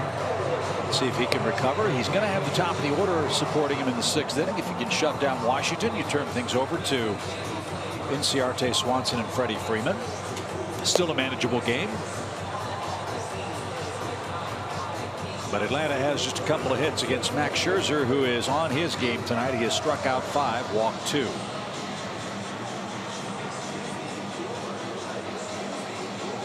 So here in the 6th, Ryan Zimmerman, Jason Worth, and Matt Wieters are coming up for Dusty Baker's bunch.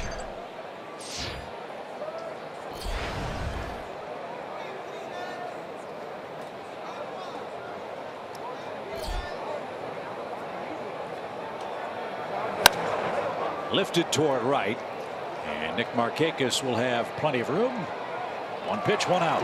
That helps. Love those 1-pitch outs. And here's Jason Worth.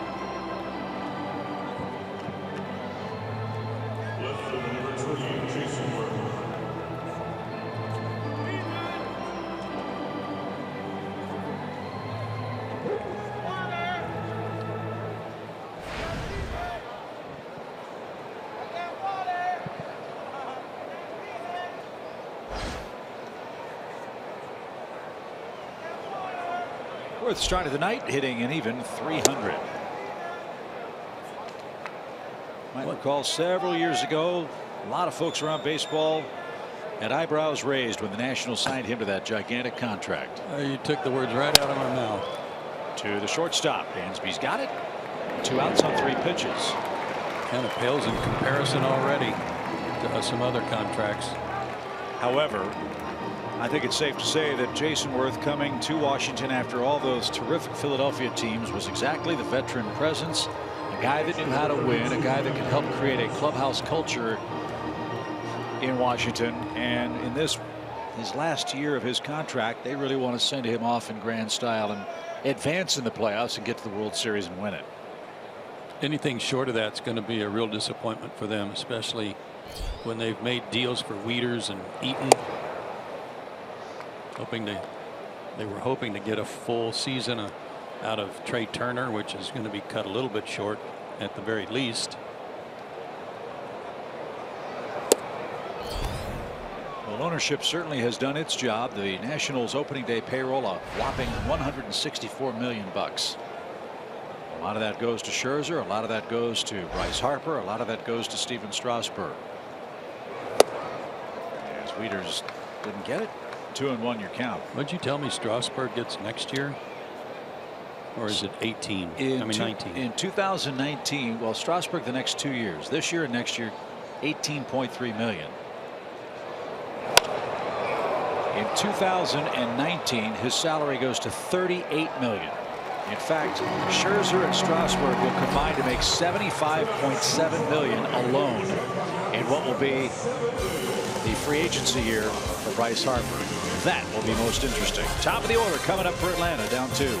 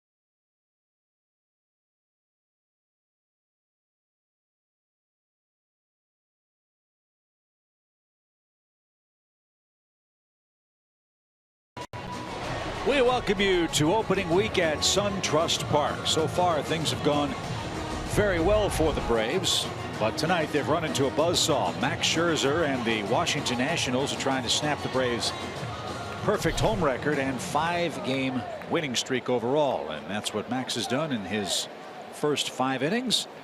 Now he's got to go through the Braves order a third time with Ender Inciarte leading off.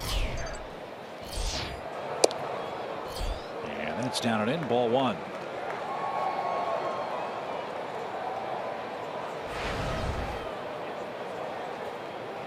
Ender's hit the ball to the right side twice and is 0 for 2. 1-1.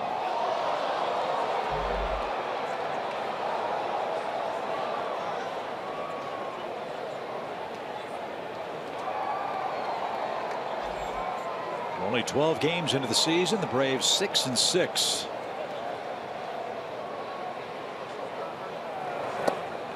And believe it or not, this is the latest in a season the Braves have been at 500 since July of 2015, when they were 42-42.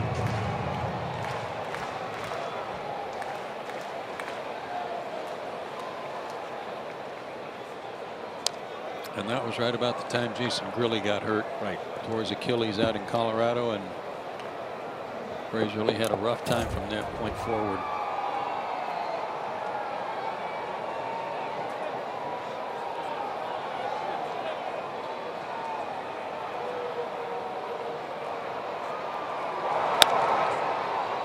That's slicing toward the stands, out of play. I'll do it again at 2-2.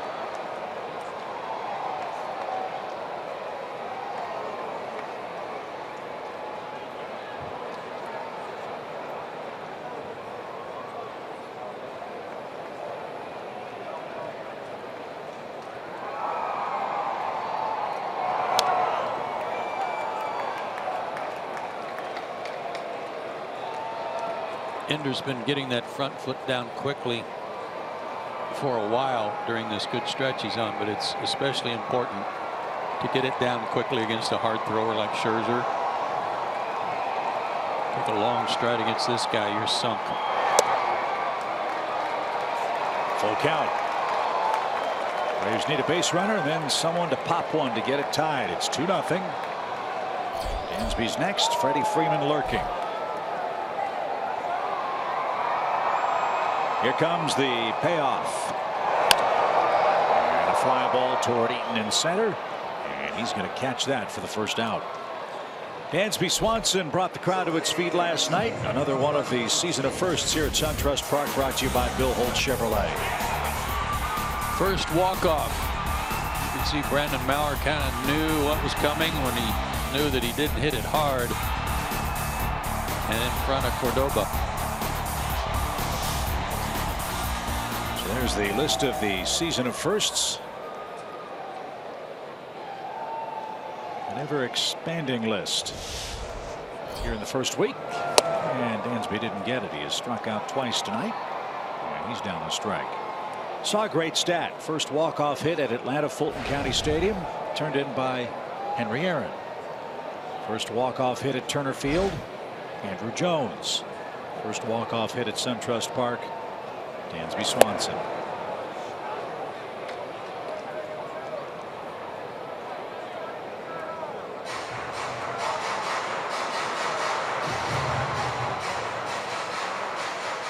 Washington will always be a special opponent for the young Brave shortstop. He got his first home run against these guys last year.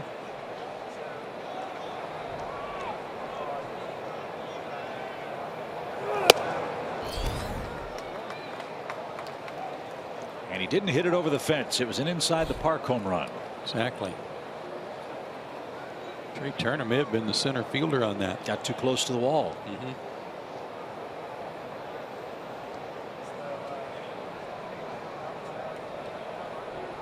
One ball, 2 strikes. And Wieters speared that. First 2 swings in this at bat. Dansby's front shoulder has been pretty open. Missed a fastball, and then on a breaking ball also front shoulder flew open. Now on these pitches he's taken, he's kept that shoulder closed, trying to think about guarding the plate. Choked up on the bat, trying to shorten up. Scherzer tried the inside corner, didn't get it there. So back-to-back full counts for Enciarte and now Dansby Swanson.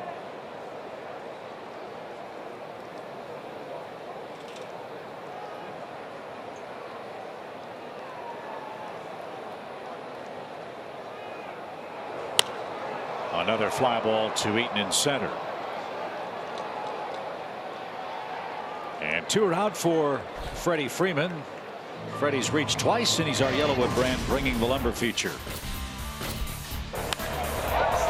Big night last night. That was double number 1. That was home run number 1. This was double number 2 off the bricks. And then a game tire in the 8th. Home run number 2. What a night.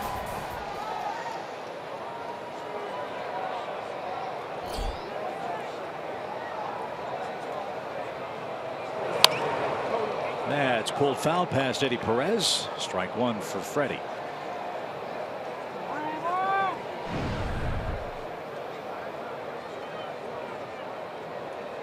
And a lot of those are hits.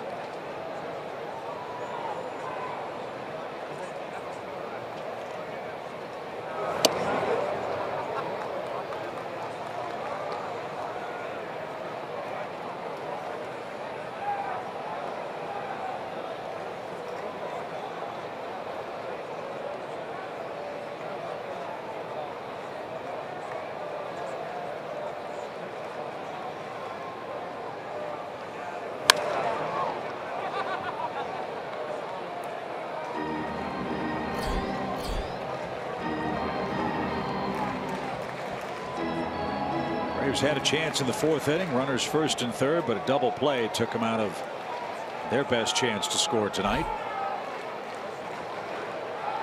Atlanta hasn't had a base runner since that Garcia twin killer.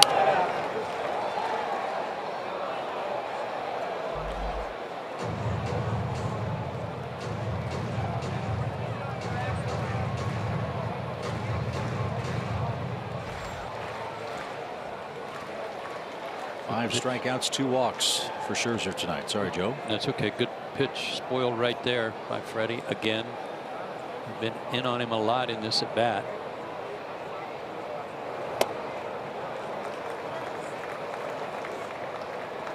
Freddie's chased some high fastballs here in the first 3 weeks of the season, but that one was too far up out of the zone for him to even think about it.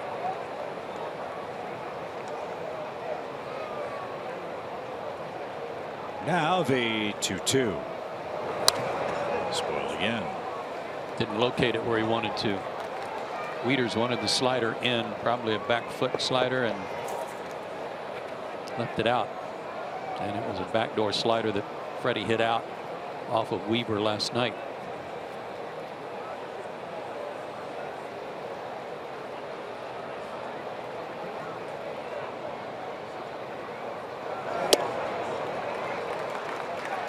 Amazing. Scherzer's gone 3-2 to every hitter this inning.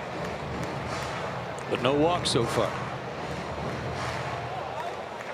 And he's approaching triple digits on the pitch count. Still has excellent stuff. Can't get him out soon enough. Here we go. Payoff pitch. And there's the walk. And that'll bring the tying run to the plate. Scherzer didn't like that. He walks Freeman for a 2nd time. 3 bases on balls in total.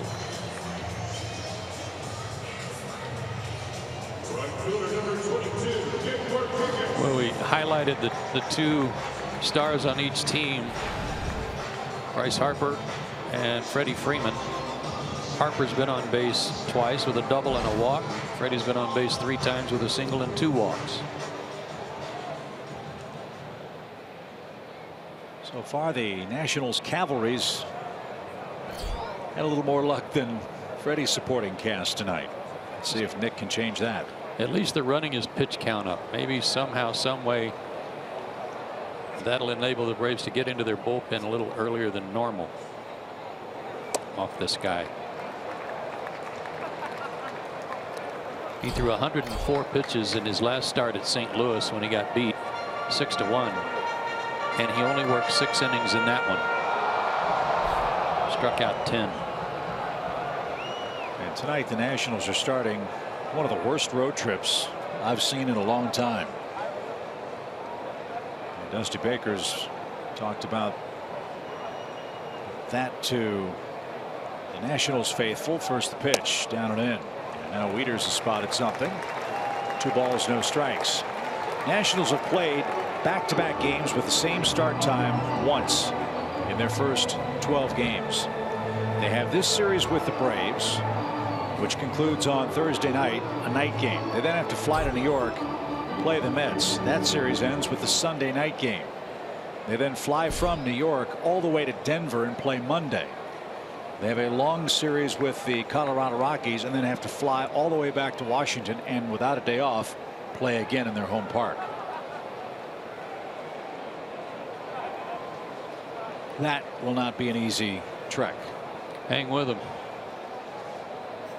2 balls, no strikes. Oh, pop into shallow right, but Bryce Harper is there. And after the meeting, Scherzer subdues Markakis, and the Braves are out of luck in the 6th.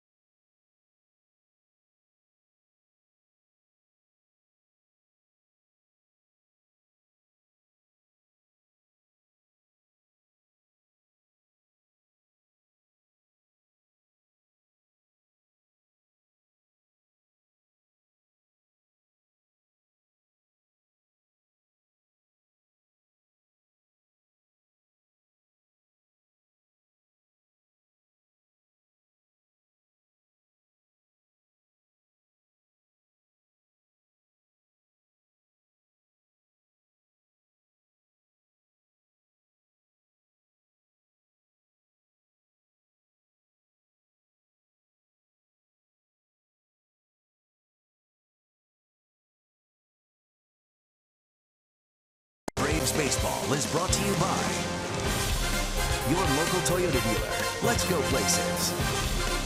And SunTrust. Time for a live look in on our Xfinity cam. Beautiful view from right field as Mike Foltynewicz goes to work in the 7th. That's his 92nd pitch. And it missed high to Wilmer Defoe, who drove in the game's first run with a single that brought home Matt Wieters in the Washington 5th.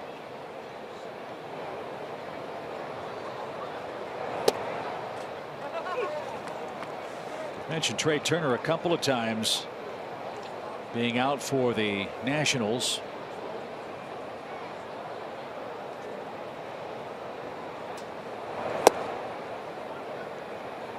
But he's not the only Washington infielder that got hurt. Mr. Drew got hurt with a hamstring. Yeah. Stephen Drew. Yeah. Almost the next day. Yeah, I was going to say almost immediately after Turner went down, Drew got hurt. So Defoe's been pressed into service for Dusty Baker. And one thing that Dusty has been troubled by is the Nationals' defense. They have not exactly dazzled. They've committed 10 errors, including 7 in their series with the Cardinals.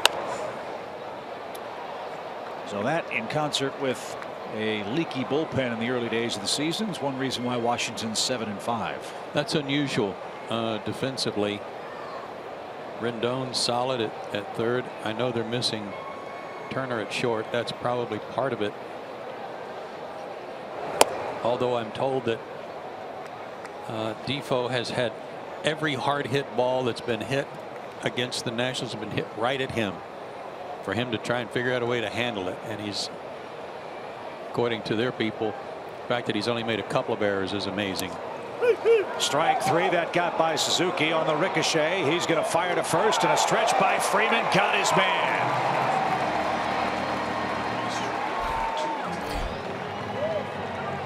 It almost looked like it broke Kurt's glove, like it went through the webbing. Maybe the first time Freddie's had to stretch into foul territory.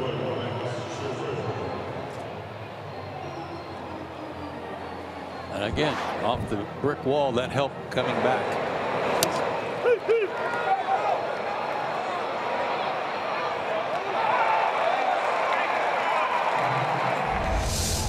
So Scherzer bats. He's 0 for 1 with a sacrifice.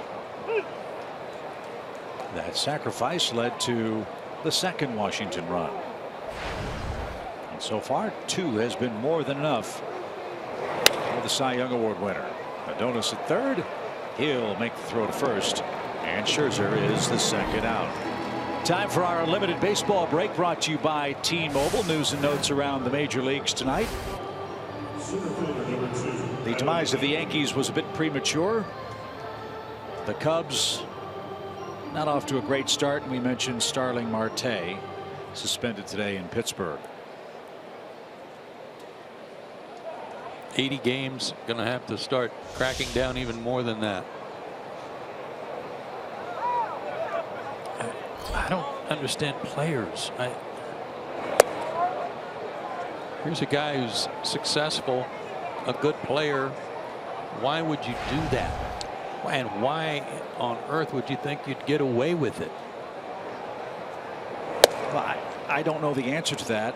I know you've been to the Dominican. You've been to many of the countries in Latin America. I do know that many of these things that guys are taking or have taken in the past, you can walk into the pharmacy and buy over the counter there. So I don't know if this is a cultural problem that baseball has to severely and strongly address.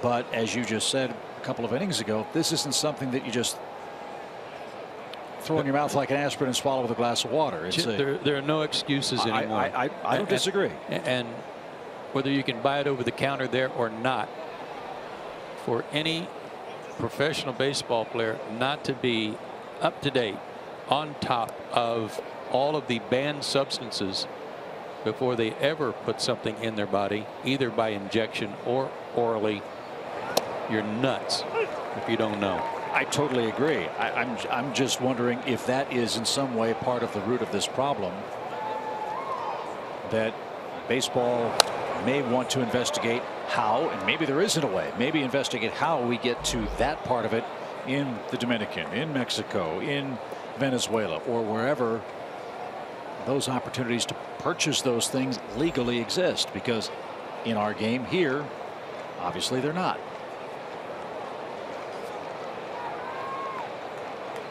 But there is no, or at least not enough, disincentive, it seems, for players to not roll the dice and try.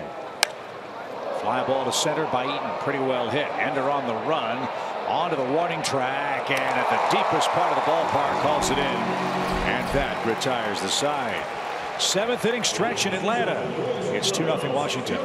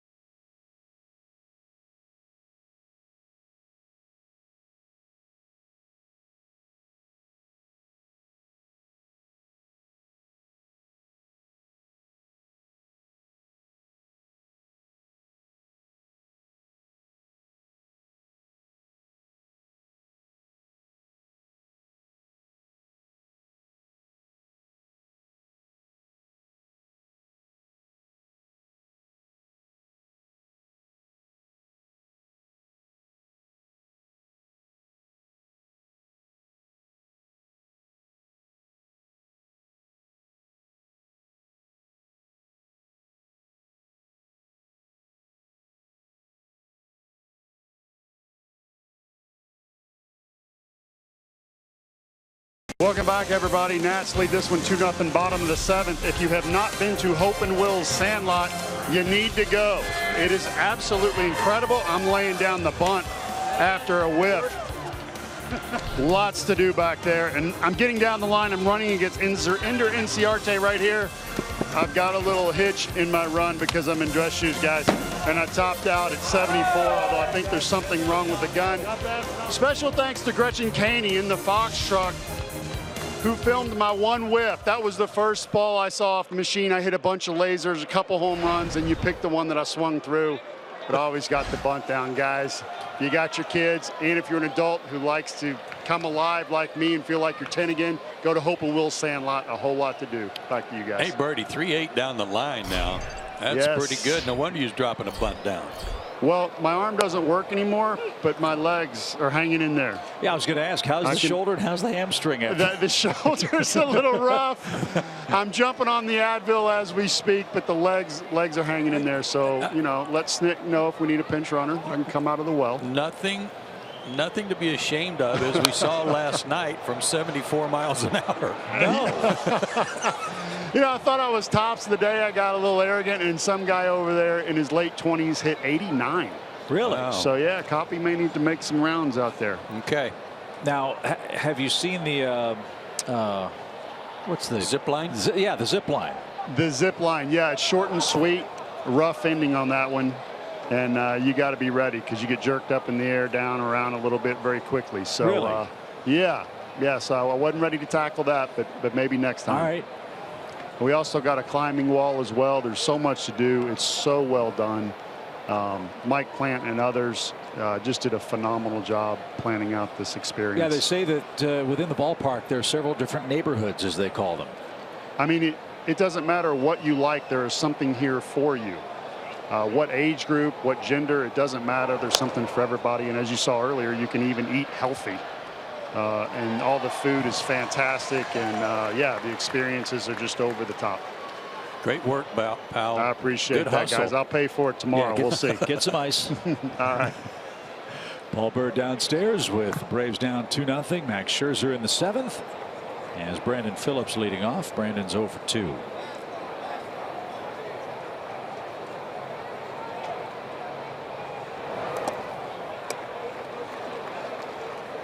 At long last, there is action beginning in Washington's bullpen.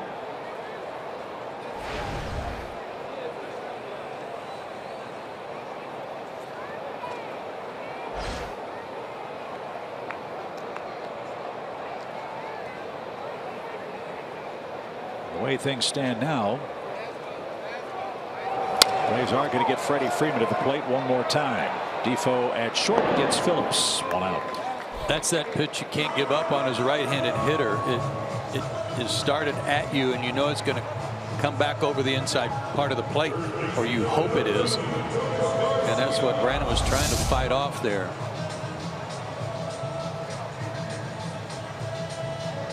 That guy's slipping in that right-handed batter's box coming out tonight. Mike Fultonevich slipped after he laid down a bunt earlier. I want to make an observation here. I'm not trying to make a comparison necessarily between Mike Fultonevich and Max Scherzer, both first-round draft picks. When Scherzer got to the big leagues with Arizona his first year, he was 0-4. 16 games, 7 starts, had a good ERA, but he was 0-4. His next year with Arizona, 30 games, 30 starts, 9-11 with a 4.12, about a strikeout per inning. Power guy, a few walks mixed in there, but it wasn't like he came right out of the blocks dazzling people right away. He grew into that. Got traded to Detroit, went 12-11, and then from there things just started getting better and better and better, leading into ultimately 2 Cy Young awards. So sometimes these guys that come out blazing might take them a while to figure out how to pitch. And the one thing Mike's got going for him is that he's got a great arm, and he's looks to me to be getting better all the time. Yeah, tonight's game, you can get 7 innings of 2-run baseball out of Mike Fultonevich 30 times this year. Would you take it? Sure. So Unfortunately for him, he had the unlucky draw to run into Max Scherzer, who's been a little bit better.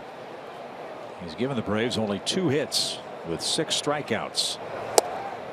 And he'd like to finish with a flourish. Washington will have the middle of its order coming up in the 8th. I don't want to be disrespectful to Max, but it doesn't feel like he's throwing a 2-hit shutout. No. I don't know that he's had his best stuff. He's gone to deep counts. He's walked 3 guys. But there sure hasn't been much solid contact, has there? No.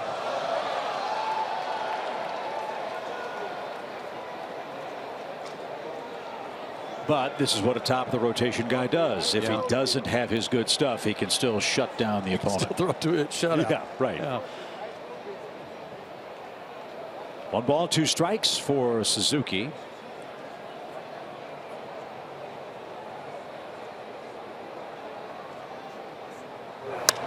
And that's slicing into the seats right side. I'll tell you what an ace does do, and that's throw 228 innings like he did last year and strike out 284 batters, including a 20 strikeout game against Detroit on May 11th last year.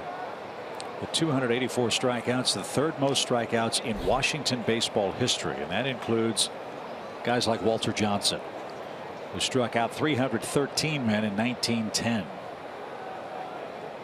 That's some good company right there. Yes, sir. The big train pitch is taken low. Ty Cobb rumored to have given Walter Johnson the nickname the big train because the sound of his fastball sounded like a train buzzing past the platform. And Ty Cobb said of Walter Johnson's heat once that I don't think it's going to be humanly possible to throw the ball any harder than Walter Johnson. That's tipped and caught. Modern measurements say that Walter Johnson threw the ball 92 miles an hour. Scherzer's throwing a lot harder than that, and he's got a 2-hitter through 7 innings. Time to check in with Kelsey Wingert and Nick Green in our Atlanta set here at SunTrust Park. Hey, thanks, guys. Yeah, not a lot of offense tonight, but Nick, some great pitching. Yes, and Fulte did a great job so far, 7 innings. Last time out, only 3 2/3. He gets good defense behind him as well. He likes that, but he's painting corners, doing exactly what they needed to do. Got in trouble in the 5th inning and allowed 2 runs, but he limited the damage, and that's what you want him to do. You want to see him mature and get better and better, and we see that tonight, being able to bounce back from the 5th. But Scherzer has been that much better. He's painting corners. You know what he's going to do. He's an ace. He's got the slider. He's got the fastball. He does a little bit of everything. Yeah, it's tough because he's looked pretty good tonight. I mean, to only give up 2 runs, get this deep into the game, but it struggles when you don't see the offense really backing him up there. Well, you can't expect them to back him up with Max Scherzer on the mound. Yeah. You have a couple hits, and that's about all you can get. When he's getting ahead of guys, he's putting them away. He's not getting strong contact. He's breaking bats. He's getting balls off the end of the bat. That's just what he does. I want to start a little mini round table here, bringing in Chip and Joe. Now, Joe, I'm very curious what you think so far of Fulte's outing. I thought he was terrific. He did have the 1 rough inning, like Nick said, but I think Nick would agree that a guy like Scherzer, when you have opportunities, you got to take advantage of them if you can. Braves had that 1 inning first. I think it was the 4th inning. Had 1st and 2nd, nobody out. 1st and 3rd, 1 out. They didn't push a run across, and then Washington got their 2 runs. So that, to me, was the difference in the ball game. Totally. When we've seen the Braves struggle in that regard, it's been problematic. Opening day, Noah Syndergaard, same opportunity. Yes. Braves had opportunities with runners in scoring position. Couldn't get it done. Tip your cap to Syndergaard. Tip your cap to Scherzer so far tonight, Nick. Well, that's what you expect. And like Joe said, you have to score on these guys when you get the opportunity. 1st and 3rd with 1 out, you have to do something. You cannot ground it to double play. But that's what we expect from an ace. And that's why it's so tough. But Fulte has matched him pitch for pitch pretty much all game.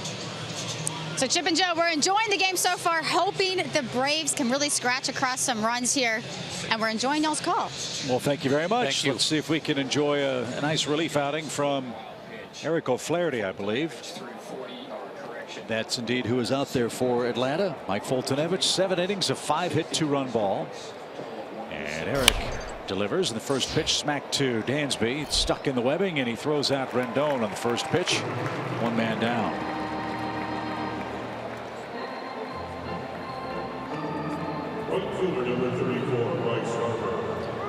So Rendon 0 for 3 with a walk. Bryce Harper has struck out, walked, doubled, and has been picked off. A couple of years, Bryce Harper is going to hit free agency at 26 years of age. Scott Boras is his agent. He and Manny Machado might be the top 2 free agents available. Machado, of course, superstar with the Baltimore Orioles. One can only imagine the financial rewards those 2 young players are going to earn when and if they get to free agency. Think about it. Be a free agent at the end of his, or in his 26th year, and could be a free agent again at age 31 or 32, depending on the length of his next contract. No balls and a strike. And Bryce Harper hits another one the other way. That's going to ricochet. Well, not ricochet. It's going to be hauled in by a fan in the front row. And we've seen that now 3 times in this ballpark. And fans, if you're coming to the game and you reach over and the ball's in play, they're going to escort you out. So that fan's going to have an early departure, and Harper is going to have a double. He was going to bunt one down the third baseline with the shift on, so instead he swings.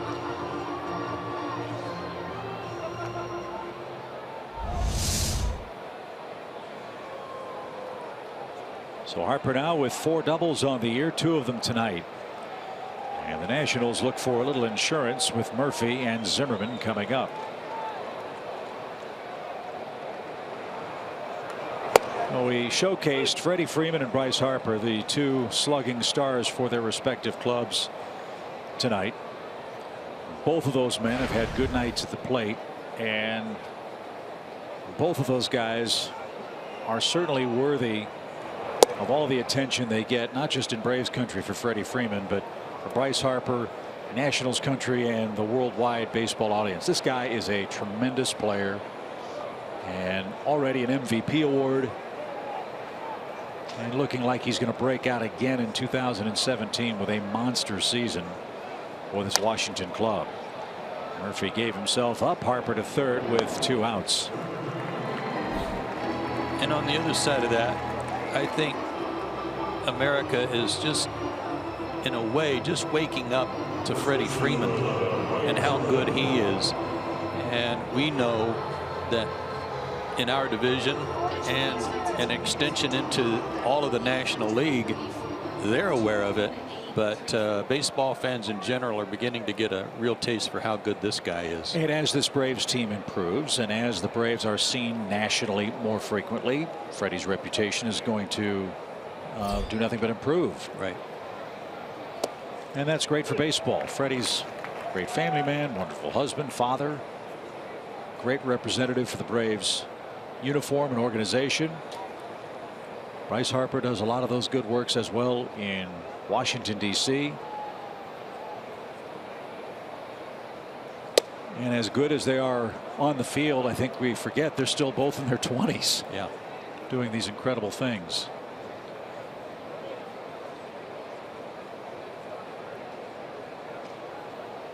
One ball, 1 strike for Zimmerman. And that caught a corner. It's 1-2. 8, 9, and 1 for the Braves in the 8th inning. It's only a 2-run game. And Washington's bullpen appears to be in play soon. That's fouled by Ryan Zimmerman. Crowd tonight announced at 21,834.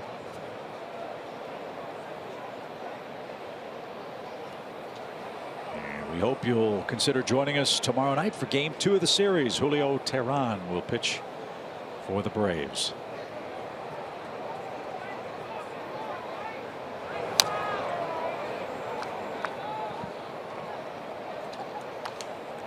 There appears to have a good sinker working tonight.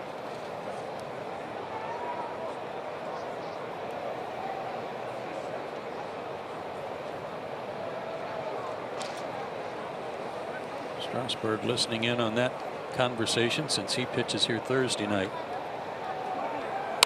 And we're apparently going to see a new pitching style for Steven Strasburg.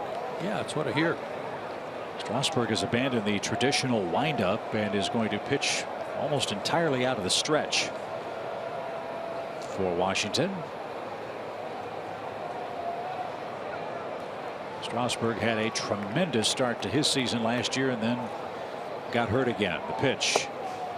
Good stop, Suzuki.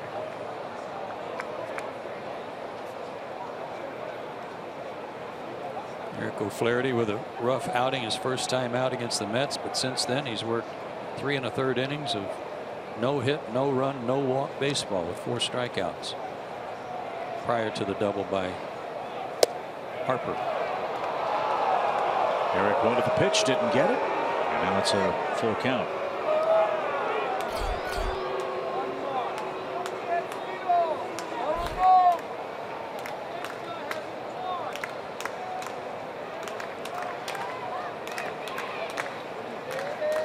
Here comes the full count. And it's a line drive to right, and that's going to score the 3rd run. So Ryan Zimmerman has an extra base hit, and Zimmerman has his 7th RBI. So 2 doubles in the inning for the Nationals. And that makes it a little tougher for the Braves. It's 3-zip. It's also a little tougher when you don't get the call you expect to get on the pitch before.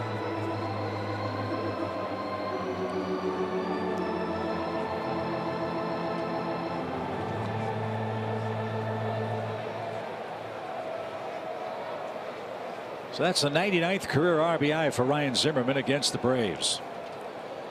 And that's going to be the end of the line for Eric O'Flaherty. He works 2/3 of an inning, a couple of hits, 1 run so far. No walks, no strikeouts. 3-0. Washington extends their lead in game 1. Chase Darno's coming in as well for Atlanta. We'll tell you who the pitcher is after a break.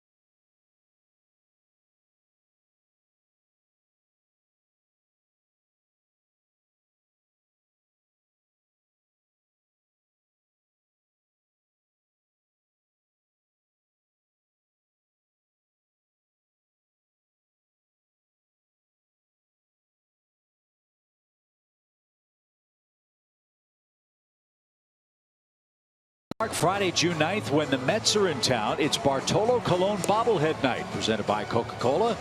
First 20,000 fans at the ballpark will walk away with their very own bobblehead of Big Sexy himself. Go to Braves.com/tickets and get your seats today.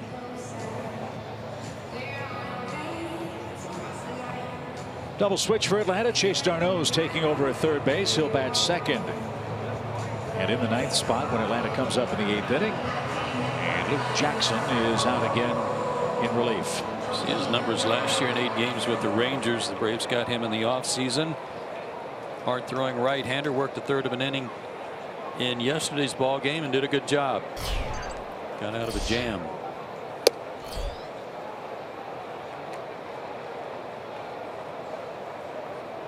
Ground ball with runners at 1st and 2nd.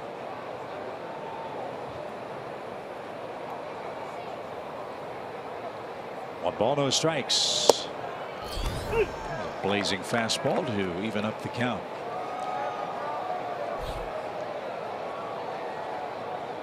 Speaking of the Mets, they're beating the Phillies 2-1 tonight. That game's in the 8th. Milwaukee's 7-4 over the Cubs tonight. Have you heard about Eric Thames? Yeah. 7 home runs, 6 of them in his last 5 games. Spent the last 3 years playing professional ball in Korea.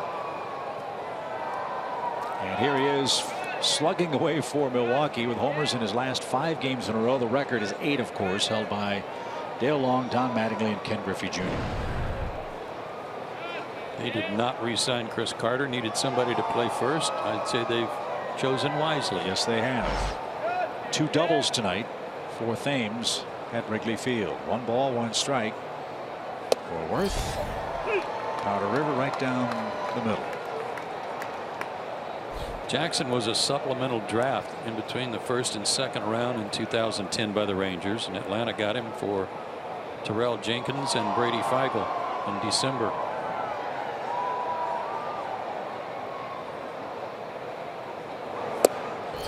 Boy, Kurt Suzuki's been riding the bucking Bronco behind the plate tonight, hasn't he? Ball has been moving all over the place. He was lucky to spear that one. 2-2.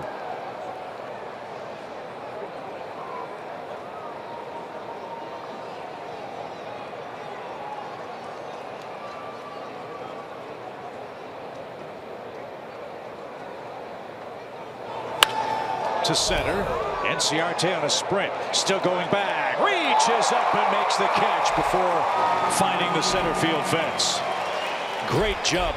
That saved a 4th run. Washington adds to their lead. It's 3-0 in the 8th.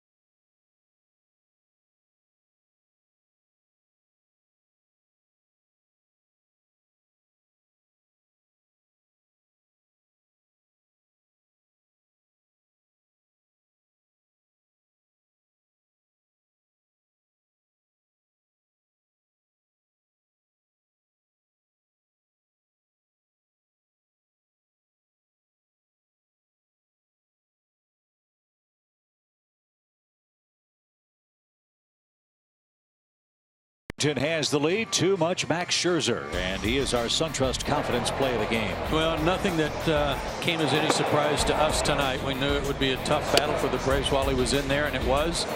7 innings, a 2-hit shutout ball, 7 strikeouts, and got this double play at a key moment in the ball game to get himself out of a 1st and 3rd 1-out jam in the 4th.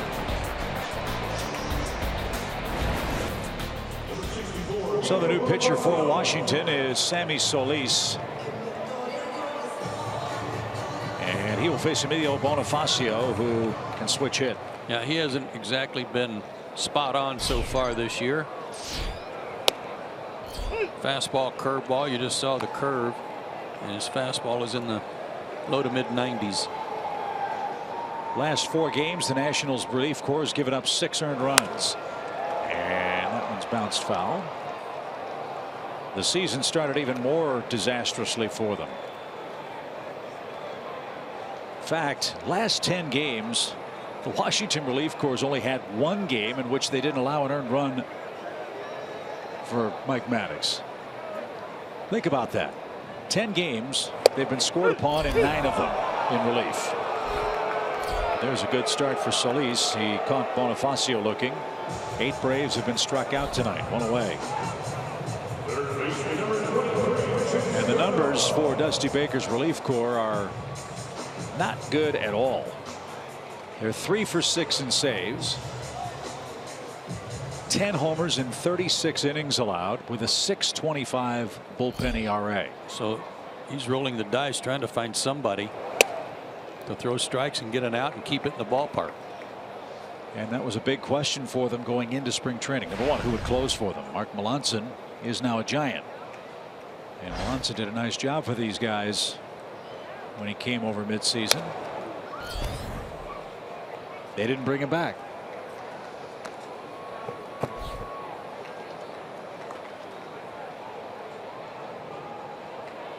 So we'll see how it works out. Braves have 5 outs left and are down 3 runs.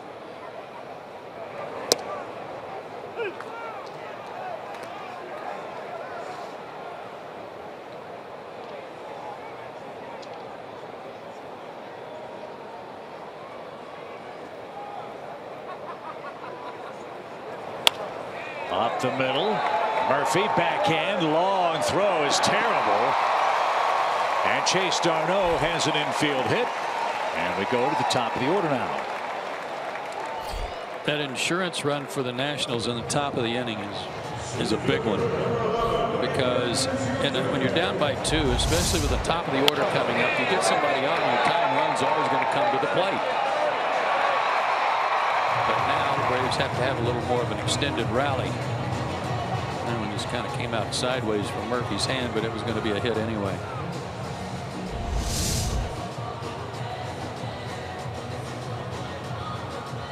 So that's the 3rd Braves hit of the game.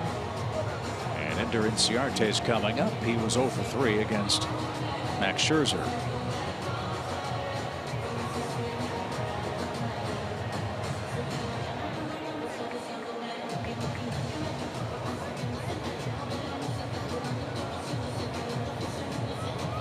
Braves fans, get your tickets today and get your seats for your favorite theme nights and gate giveaways during the first year at SunTrust Park.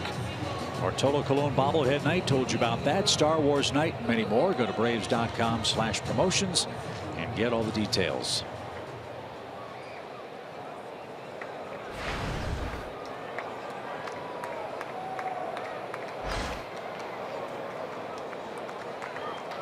Well, the Braves have been a comeback club in the first 2 weeks. Let's see if they can come from 3-0 down tonight late.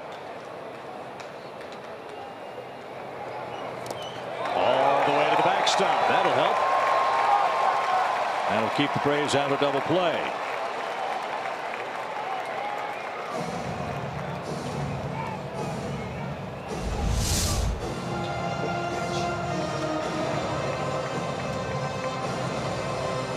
Target inside, pitch outside, skips off the beveled edge of home plate. Tough play for a catcher to knock that one down. Just somehow, some way, get Freddie Freeman to the plate this inning. Yep. Take your chances. Washington's bullpen is busy again. 1 ball, no strikes for Ender.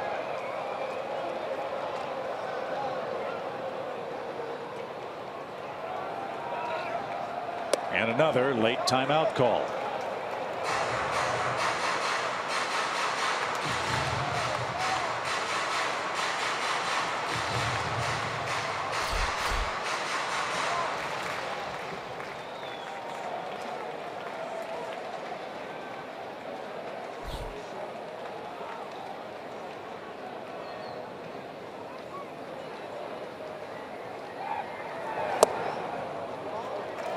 Taken low, ball 2.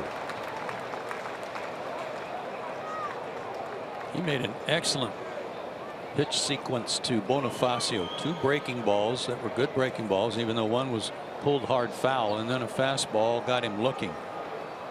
Since then, he's been scrambling.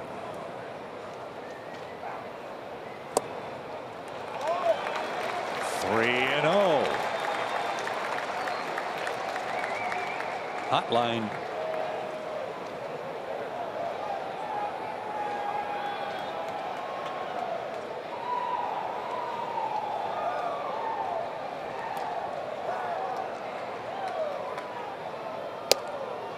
Made him throw a strike.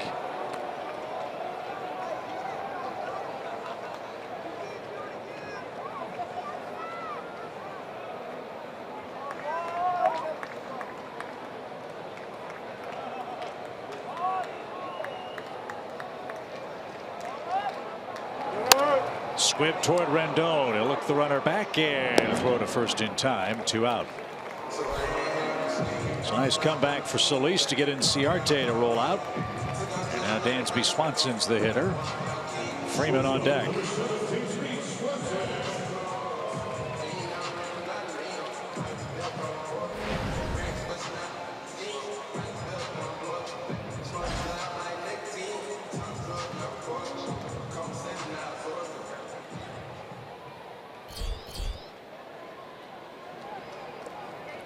Oliver Perez, the lefty. Coda Glover, the righty.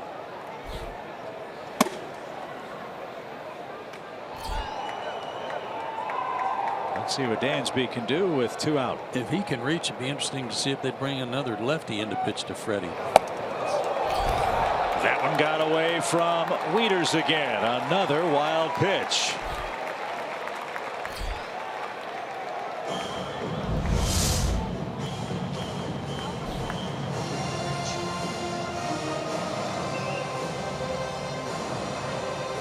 Waffled his glove because it was nowhere near the target. Murphy's come in twice now to talk to Solis, and before the wild pitch I wondered if he might be saying, look, go right after this guy. There's no way he can tie the game up because we darn sure don't want Freeman coming up with a chance to tie it.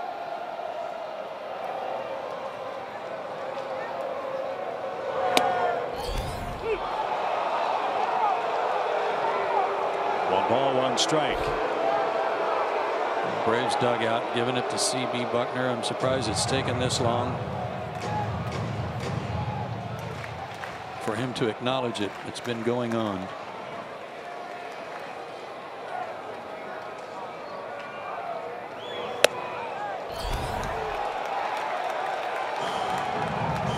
Well, if Swanson can reach, then the decision rests in the hands of Dusty Baker.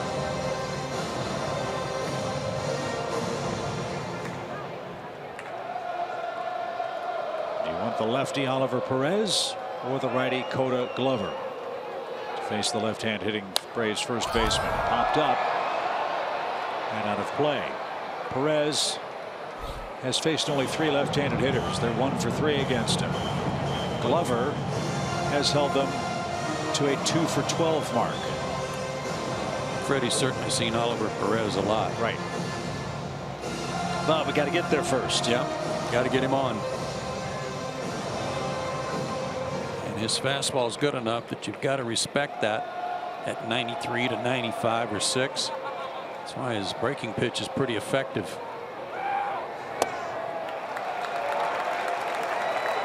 Big pitch right here for the Nationals.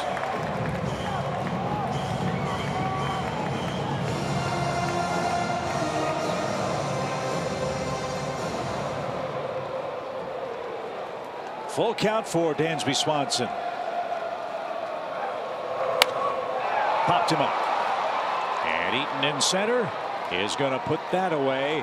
And Washington gets out of a big 8th inning mess. We are off to the 9th. Nationals are shutting out the Braves in Game 1.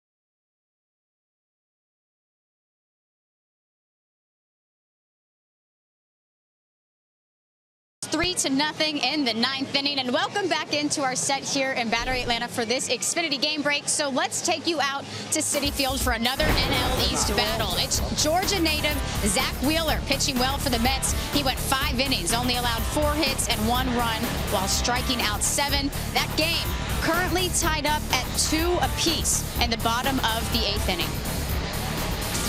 All right, Kelsey, thank you very much. We will see the Phillies and the Mets on our next road trip, which gets underway Friday. We'll get our first look at the Phillies. Then we're back in New York again already. And then we finish up our second road trip in Milwaukee with 3 against the Brewers. And then that takes us to May 1st. We head to the 9th inning with Matt Wieters set to lead off against Luke Jackson. Wieters doubled and scored the first Washington run tonight.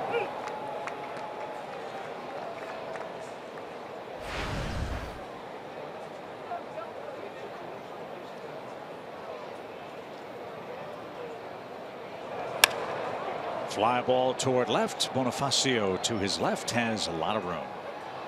And there's the first out. Jackson's got 2 fly ball outs. May 19th is the first bobblehead night of the year. The first 20,000 fans walk away with an Ender Inciarte Game Ender bobblehead presented by Napa. Go to Braves.com and get your tickets today.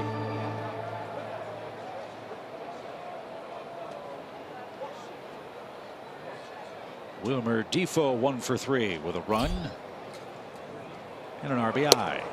And now a strike.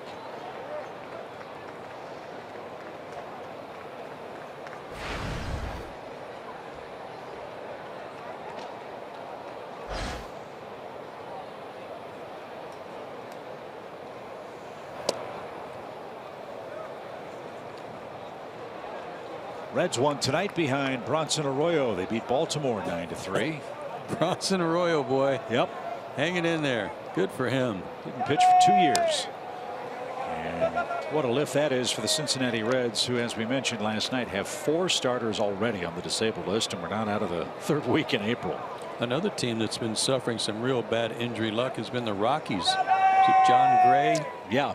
Toe problem. Yeah, well, he jumped for a ball, came down funny on his foot, and he's got a broken bone in his foot. They're saying 2 months. What a shame. Golly.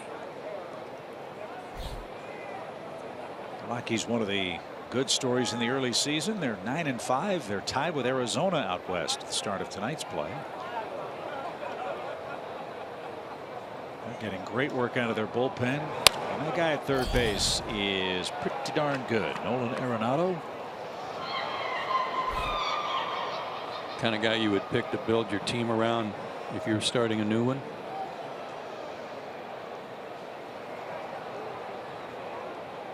2-2 for Defoe. Shot to center. Ender's going to catch that. And there's the second out.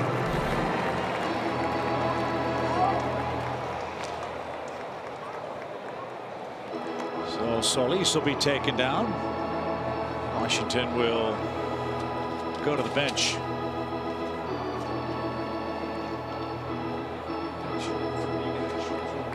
This is Michael Taylor.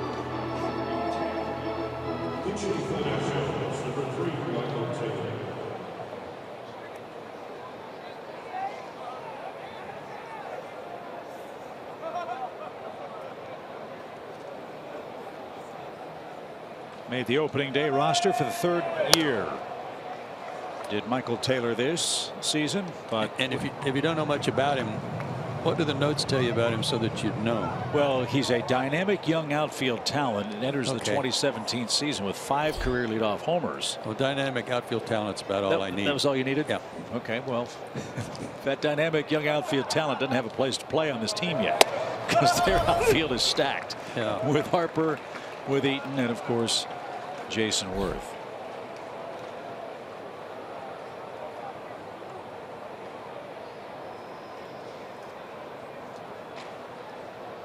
Oh, 2. And fouled back. Lineups at least 1 inning, 1 hit, 1 strikeout, 2 wild pitches.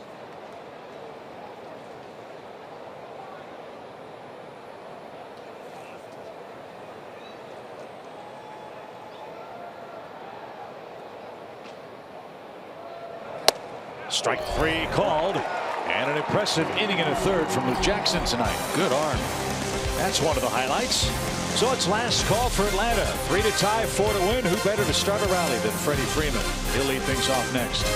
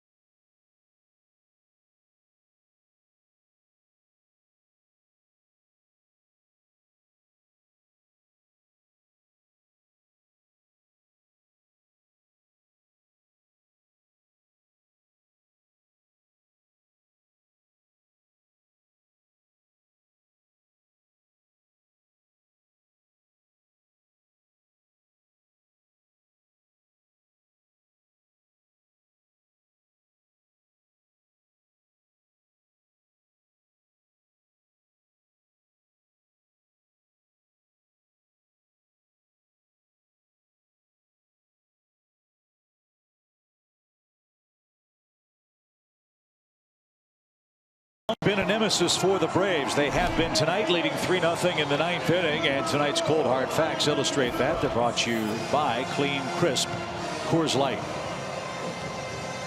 Winning records against everybody except one team, and that one was really lopsided. Washington carried over some dominance from 2015 into last season. Braves held their own there late in the year, but Washington has pretty much owned them the last 2 years.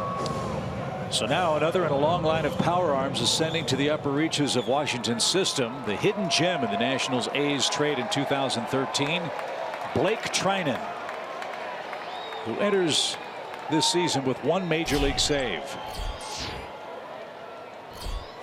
And he promptly gives up a first pitch hit to Freddie Freeman. That's why you wanted him to come up last inning. Didn't matter who was pitching. Treinen is not exactly dazzling people. He's got 3 saves, but 6 innings. He's now given up 9 hits, 4 runs, 4 walks in 6 innings, and 7 strikeouts. There's also a homer mixed in there. It ain't over. No. And by my count, Freddie has now reached in 10 consecutive plate appearances. Remarkable. So here's Markakis.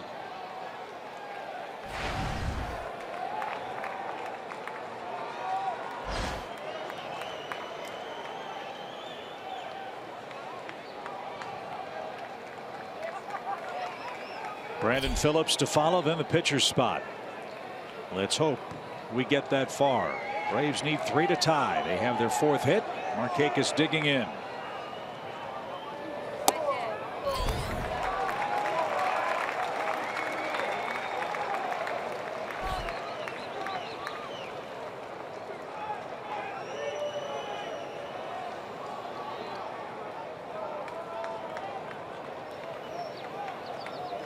Braves have used Chase Darno and Emilio Bonifacio off the bench. And Tyler Flowers said before the game on Braves Live that he might be able to give it a go as a pinch hitter.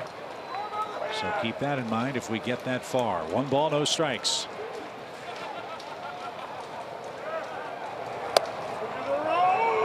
Even count.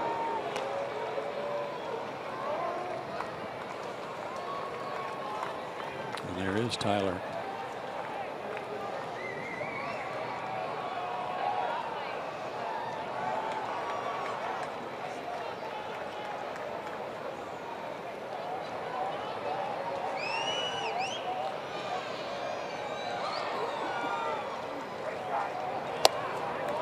Almost hit him. Ball 2. When Treinen's right, he is a ground ball machine.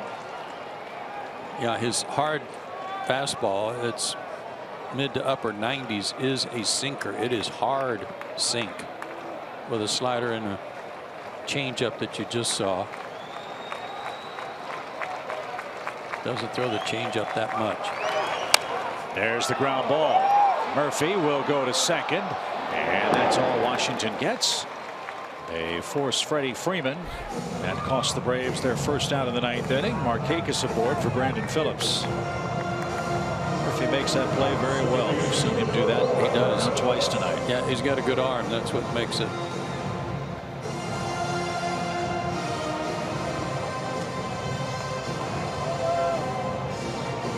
Brandon Phillips 0 for 3.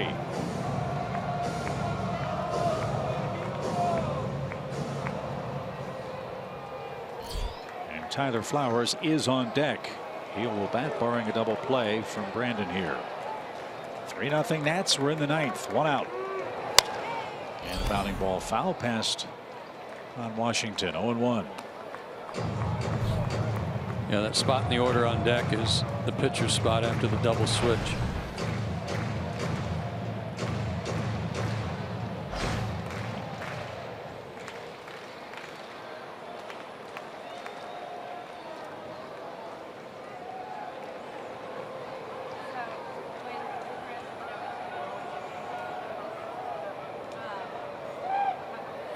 A base hit to right. The Braves will bring the tying run to the plate.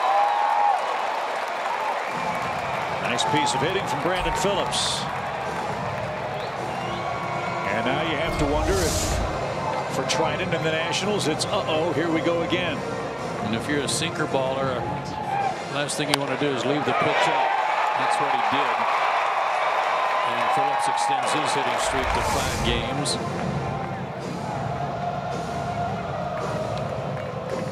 So a man that was red hot before the hamstring started barking is Tyler Flowers. He was 2 for 3 when he left Sunday's game with a right hamstring strain. And is 9 for his last 19 at the plate. Yeah, it's one thing to come off the bench cold in the 9th inning. It's another thing to come off after 2 days of not being in the game.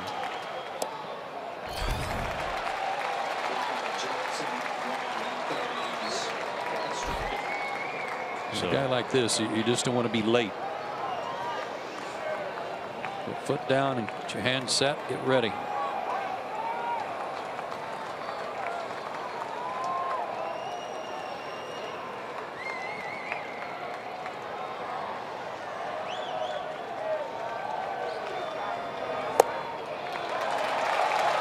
Nobody is up in the Washington bullpen. This is Trinan's game in the 9th.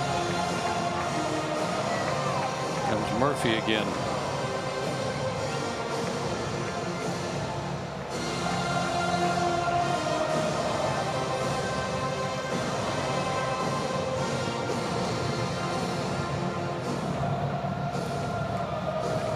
I have a feeling Murphy was a catcher somewhere along the way.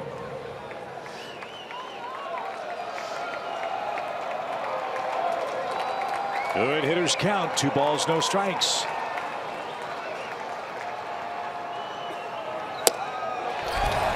Another bad one, and the Braves will put the winning run at the plate.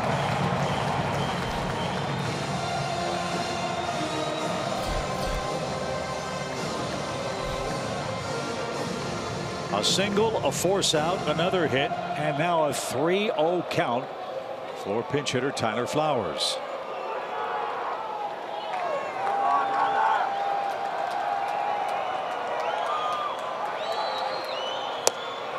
Four straight, and the bases are loaded. How about it?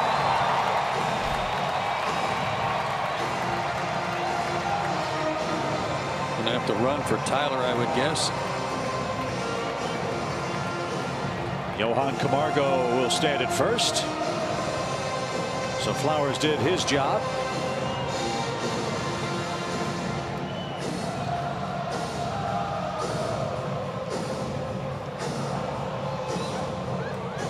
And the early season issues for the Washington relief corps have become apparent here in the 9th. Braves haven't broken through yet. But they are certainly saving their best attack and best chance for last here in the 9th inning. And Kurt Suzuki, the batter. Well, we know that Kurt's a good fastball hitter. This guy just walked a guy on 4 pitches, so he's going to want to try to get ahead. If he grooves a fastball, look out. Kurt's 0 for 3 tonight.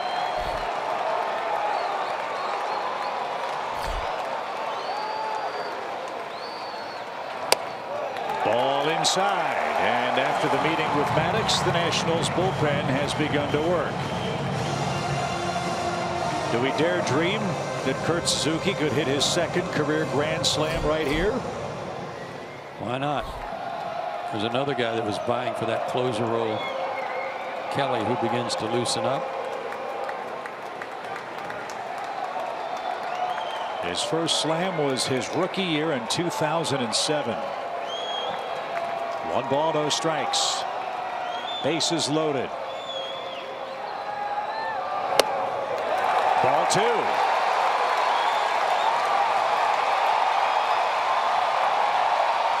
When you're going like Trinan's going, the strike zone must look like a thimble.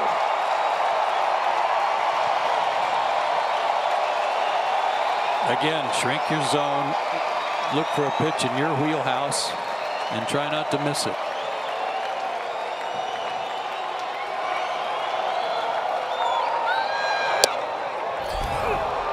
Got that one to hit the mark at 96 miles an hour and had a little anger behind it. 2-1, I beg your pardon, for Kurt Suzuki.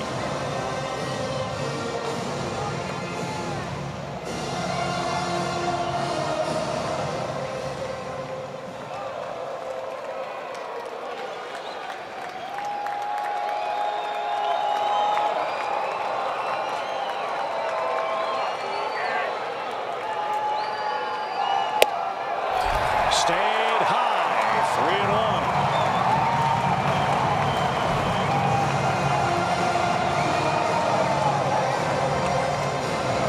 Fastballs, I believe.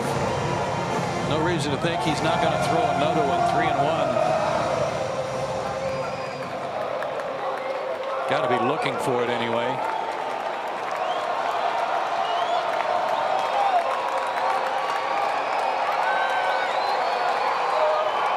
He just walked home a run. Great patience by Suzuki. And we'll see if Dusty Baker's patience has run out. They'll buy a few more pitches for Kelly in the bullpen. And now Dusty Baker to the top step.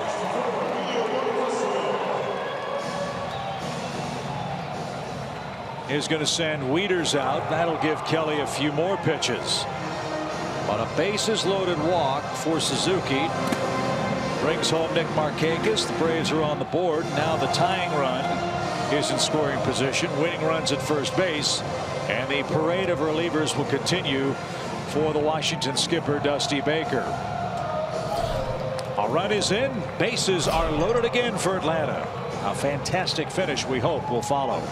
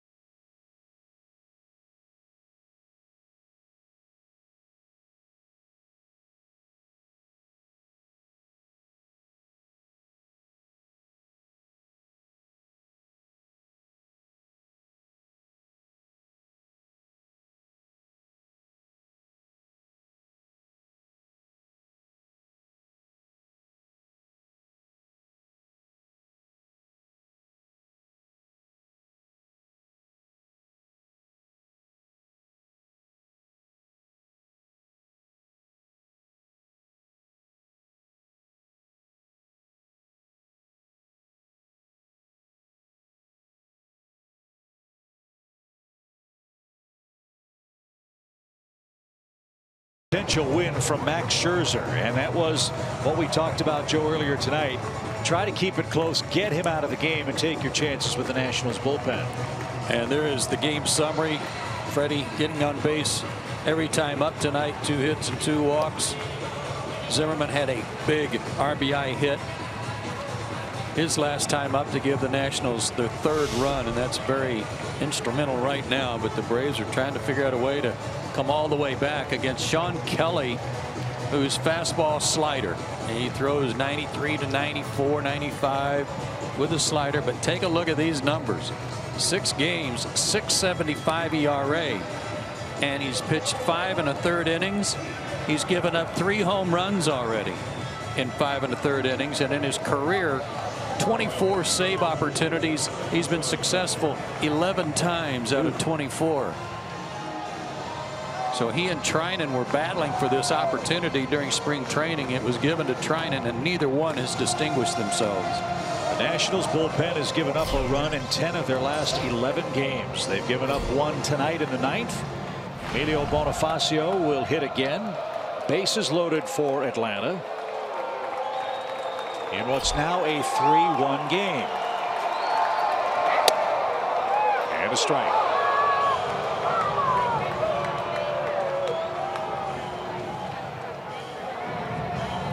Remember, Camargo now represents the tying run at second base, and he's got good speed running for Tyler Flowers.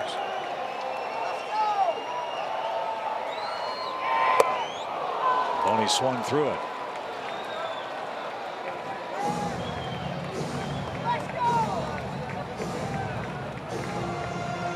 Emilio got a big hit yesterday in the rally in the 9th inning. Dunked one into left field. Let's see if he can do it again. Anyway, any place. 0-2. Popped up. That's going to hang up for Harper near the line, and he'll make the grab in foul ground. Phillips went halfway and scrambles back to 3rd. So Bonifacio pops out for the 2nd out. Kelly gets the first man he's assigned, and now the Braves' fate rests with Chase Darno. If you know coming down the line that Harper's throw is going to be that far off the mark, you keep coming, but he's got such a good arm, you can't trust that here in this situation.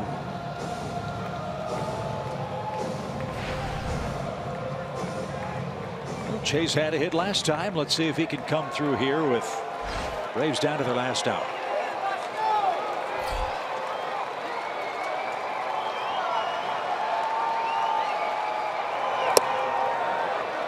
No swing. Ball 1. Nobody up in the Washington pen.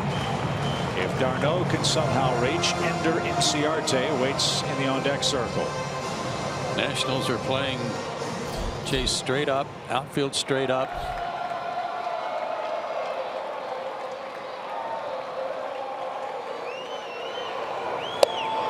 Good cut, but he didn't get it.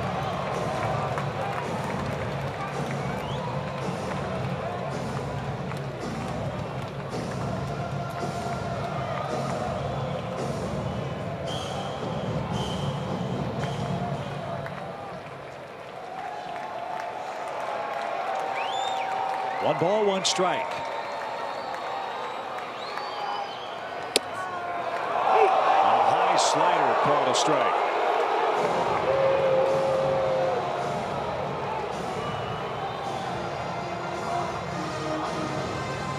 Second high strike called this inning.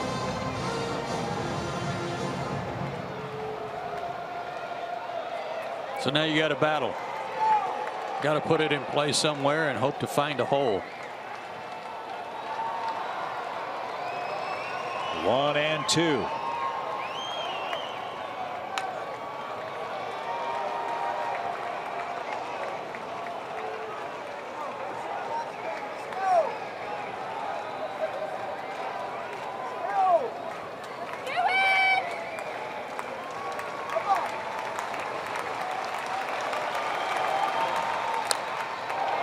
Fouled straight back. He had it covered. That high strike call earlier, though, in the count caused him to have to try and go after that one.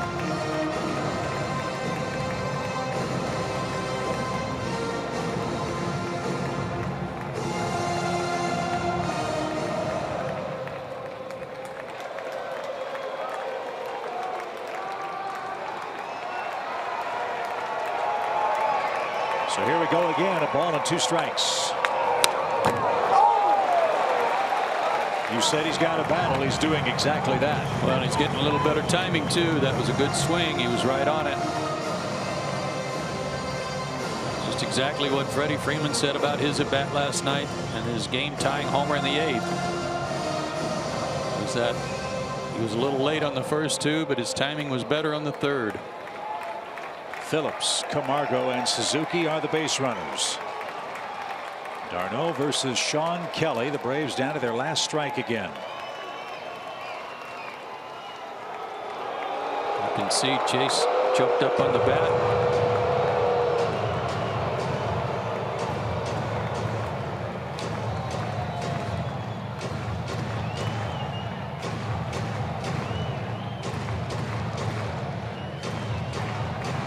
Kelly yelling some instructions to Wieters, almost like a 2-pitch sequence here, about 1 pitch to set up another.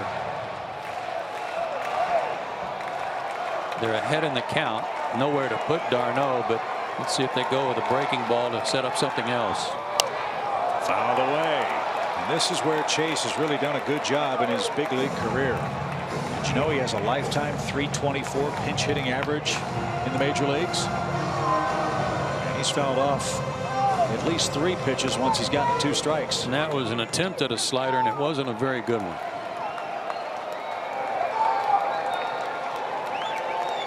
We'll do it again. And this time Kelly gets his man. Wieters steps on home plate, and that is your ball game. The Nationals survive a very shaky 9th inning and snap the Braves' 5-game winning streak tonight by a final score of 3-1. Big win for Max Scherzer. Mike Fultonevich, the tough luck loser for Atlanta. Hang on a second. Hang on just a second, because Ron Washington is asking if that ball was foul tipped and then caught on one hop. If it was foul tipped, then the inning would continue. And the umpires are conferring. And that game is not over. Wow, you're right. The game is not over, folks. Don't go home. The Nationals are already in the middle of the field shaking hands. Let's see, was it tipped? Well, this is all from Ron Washington asking about it. And the answer is no.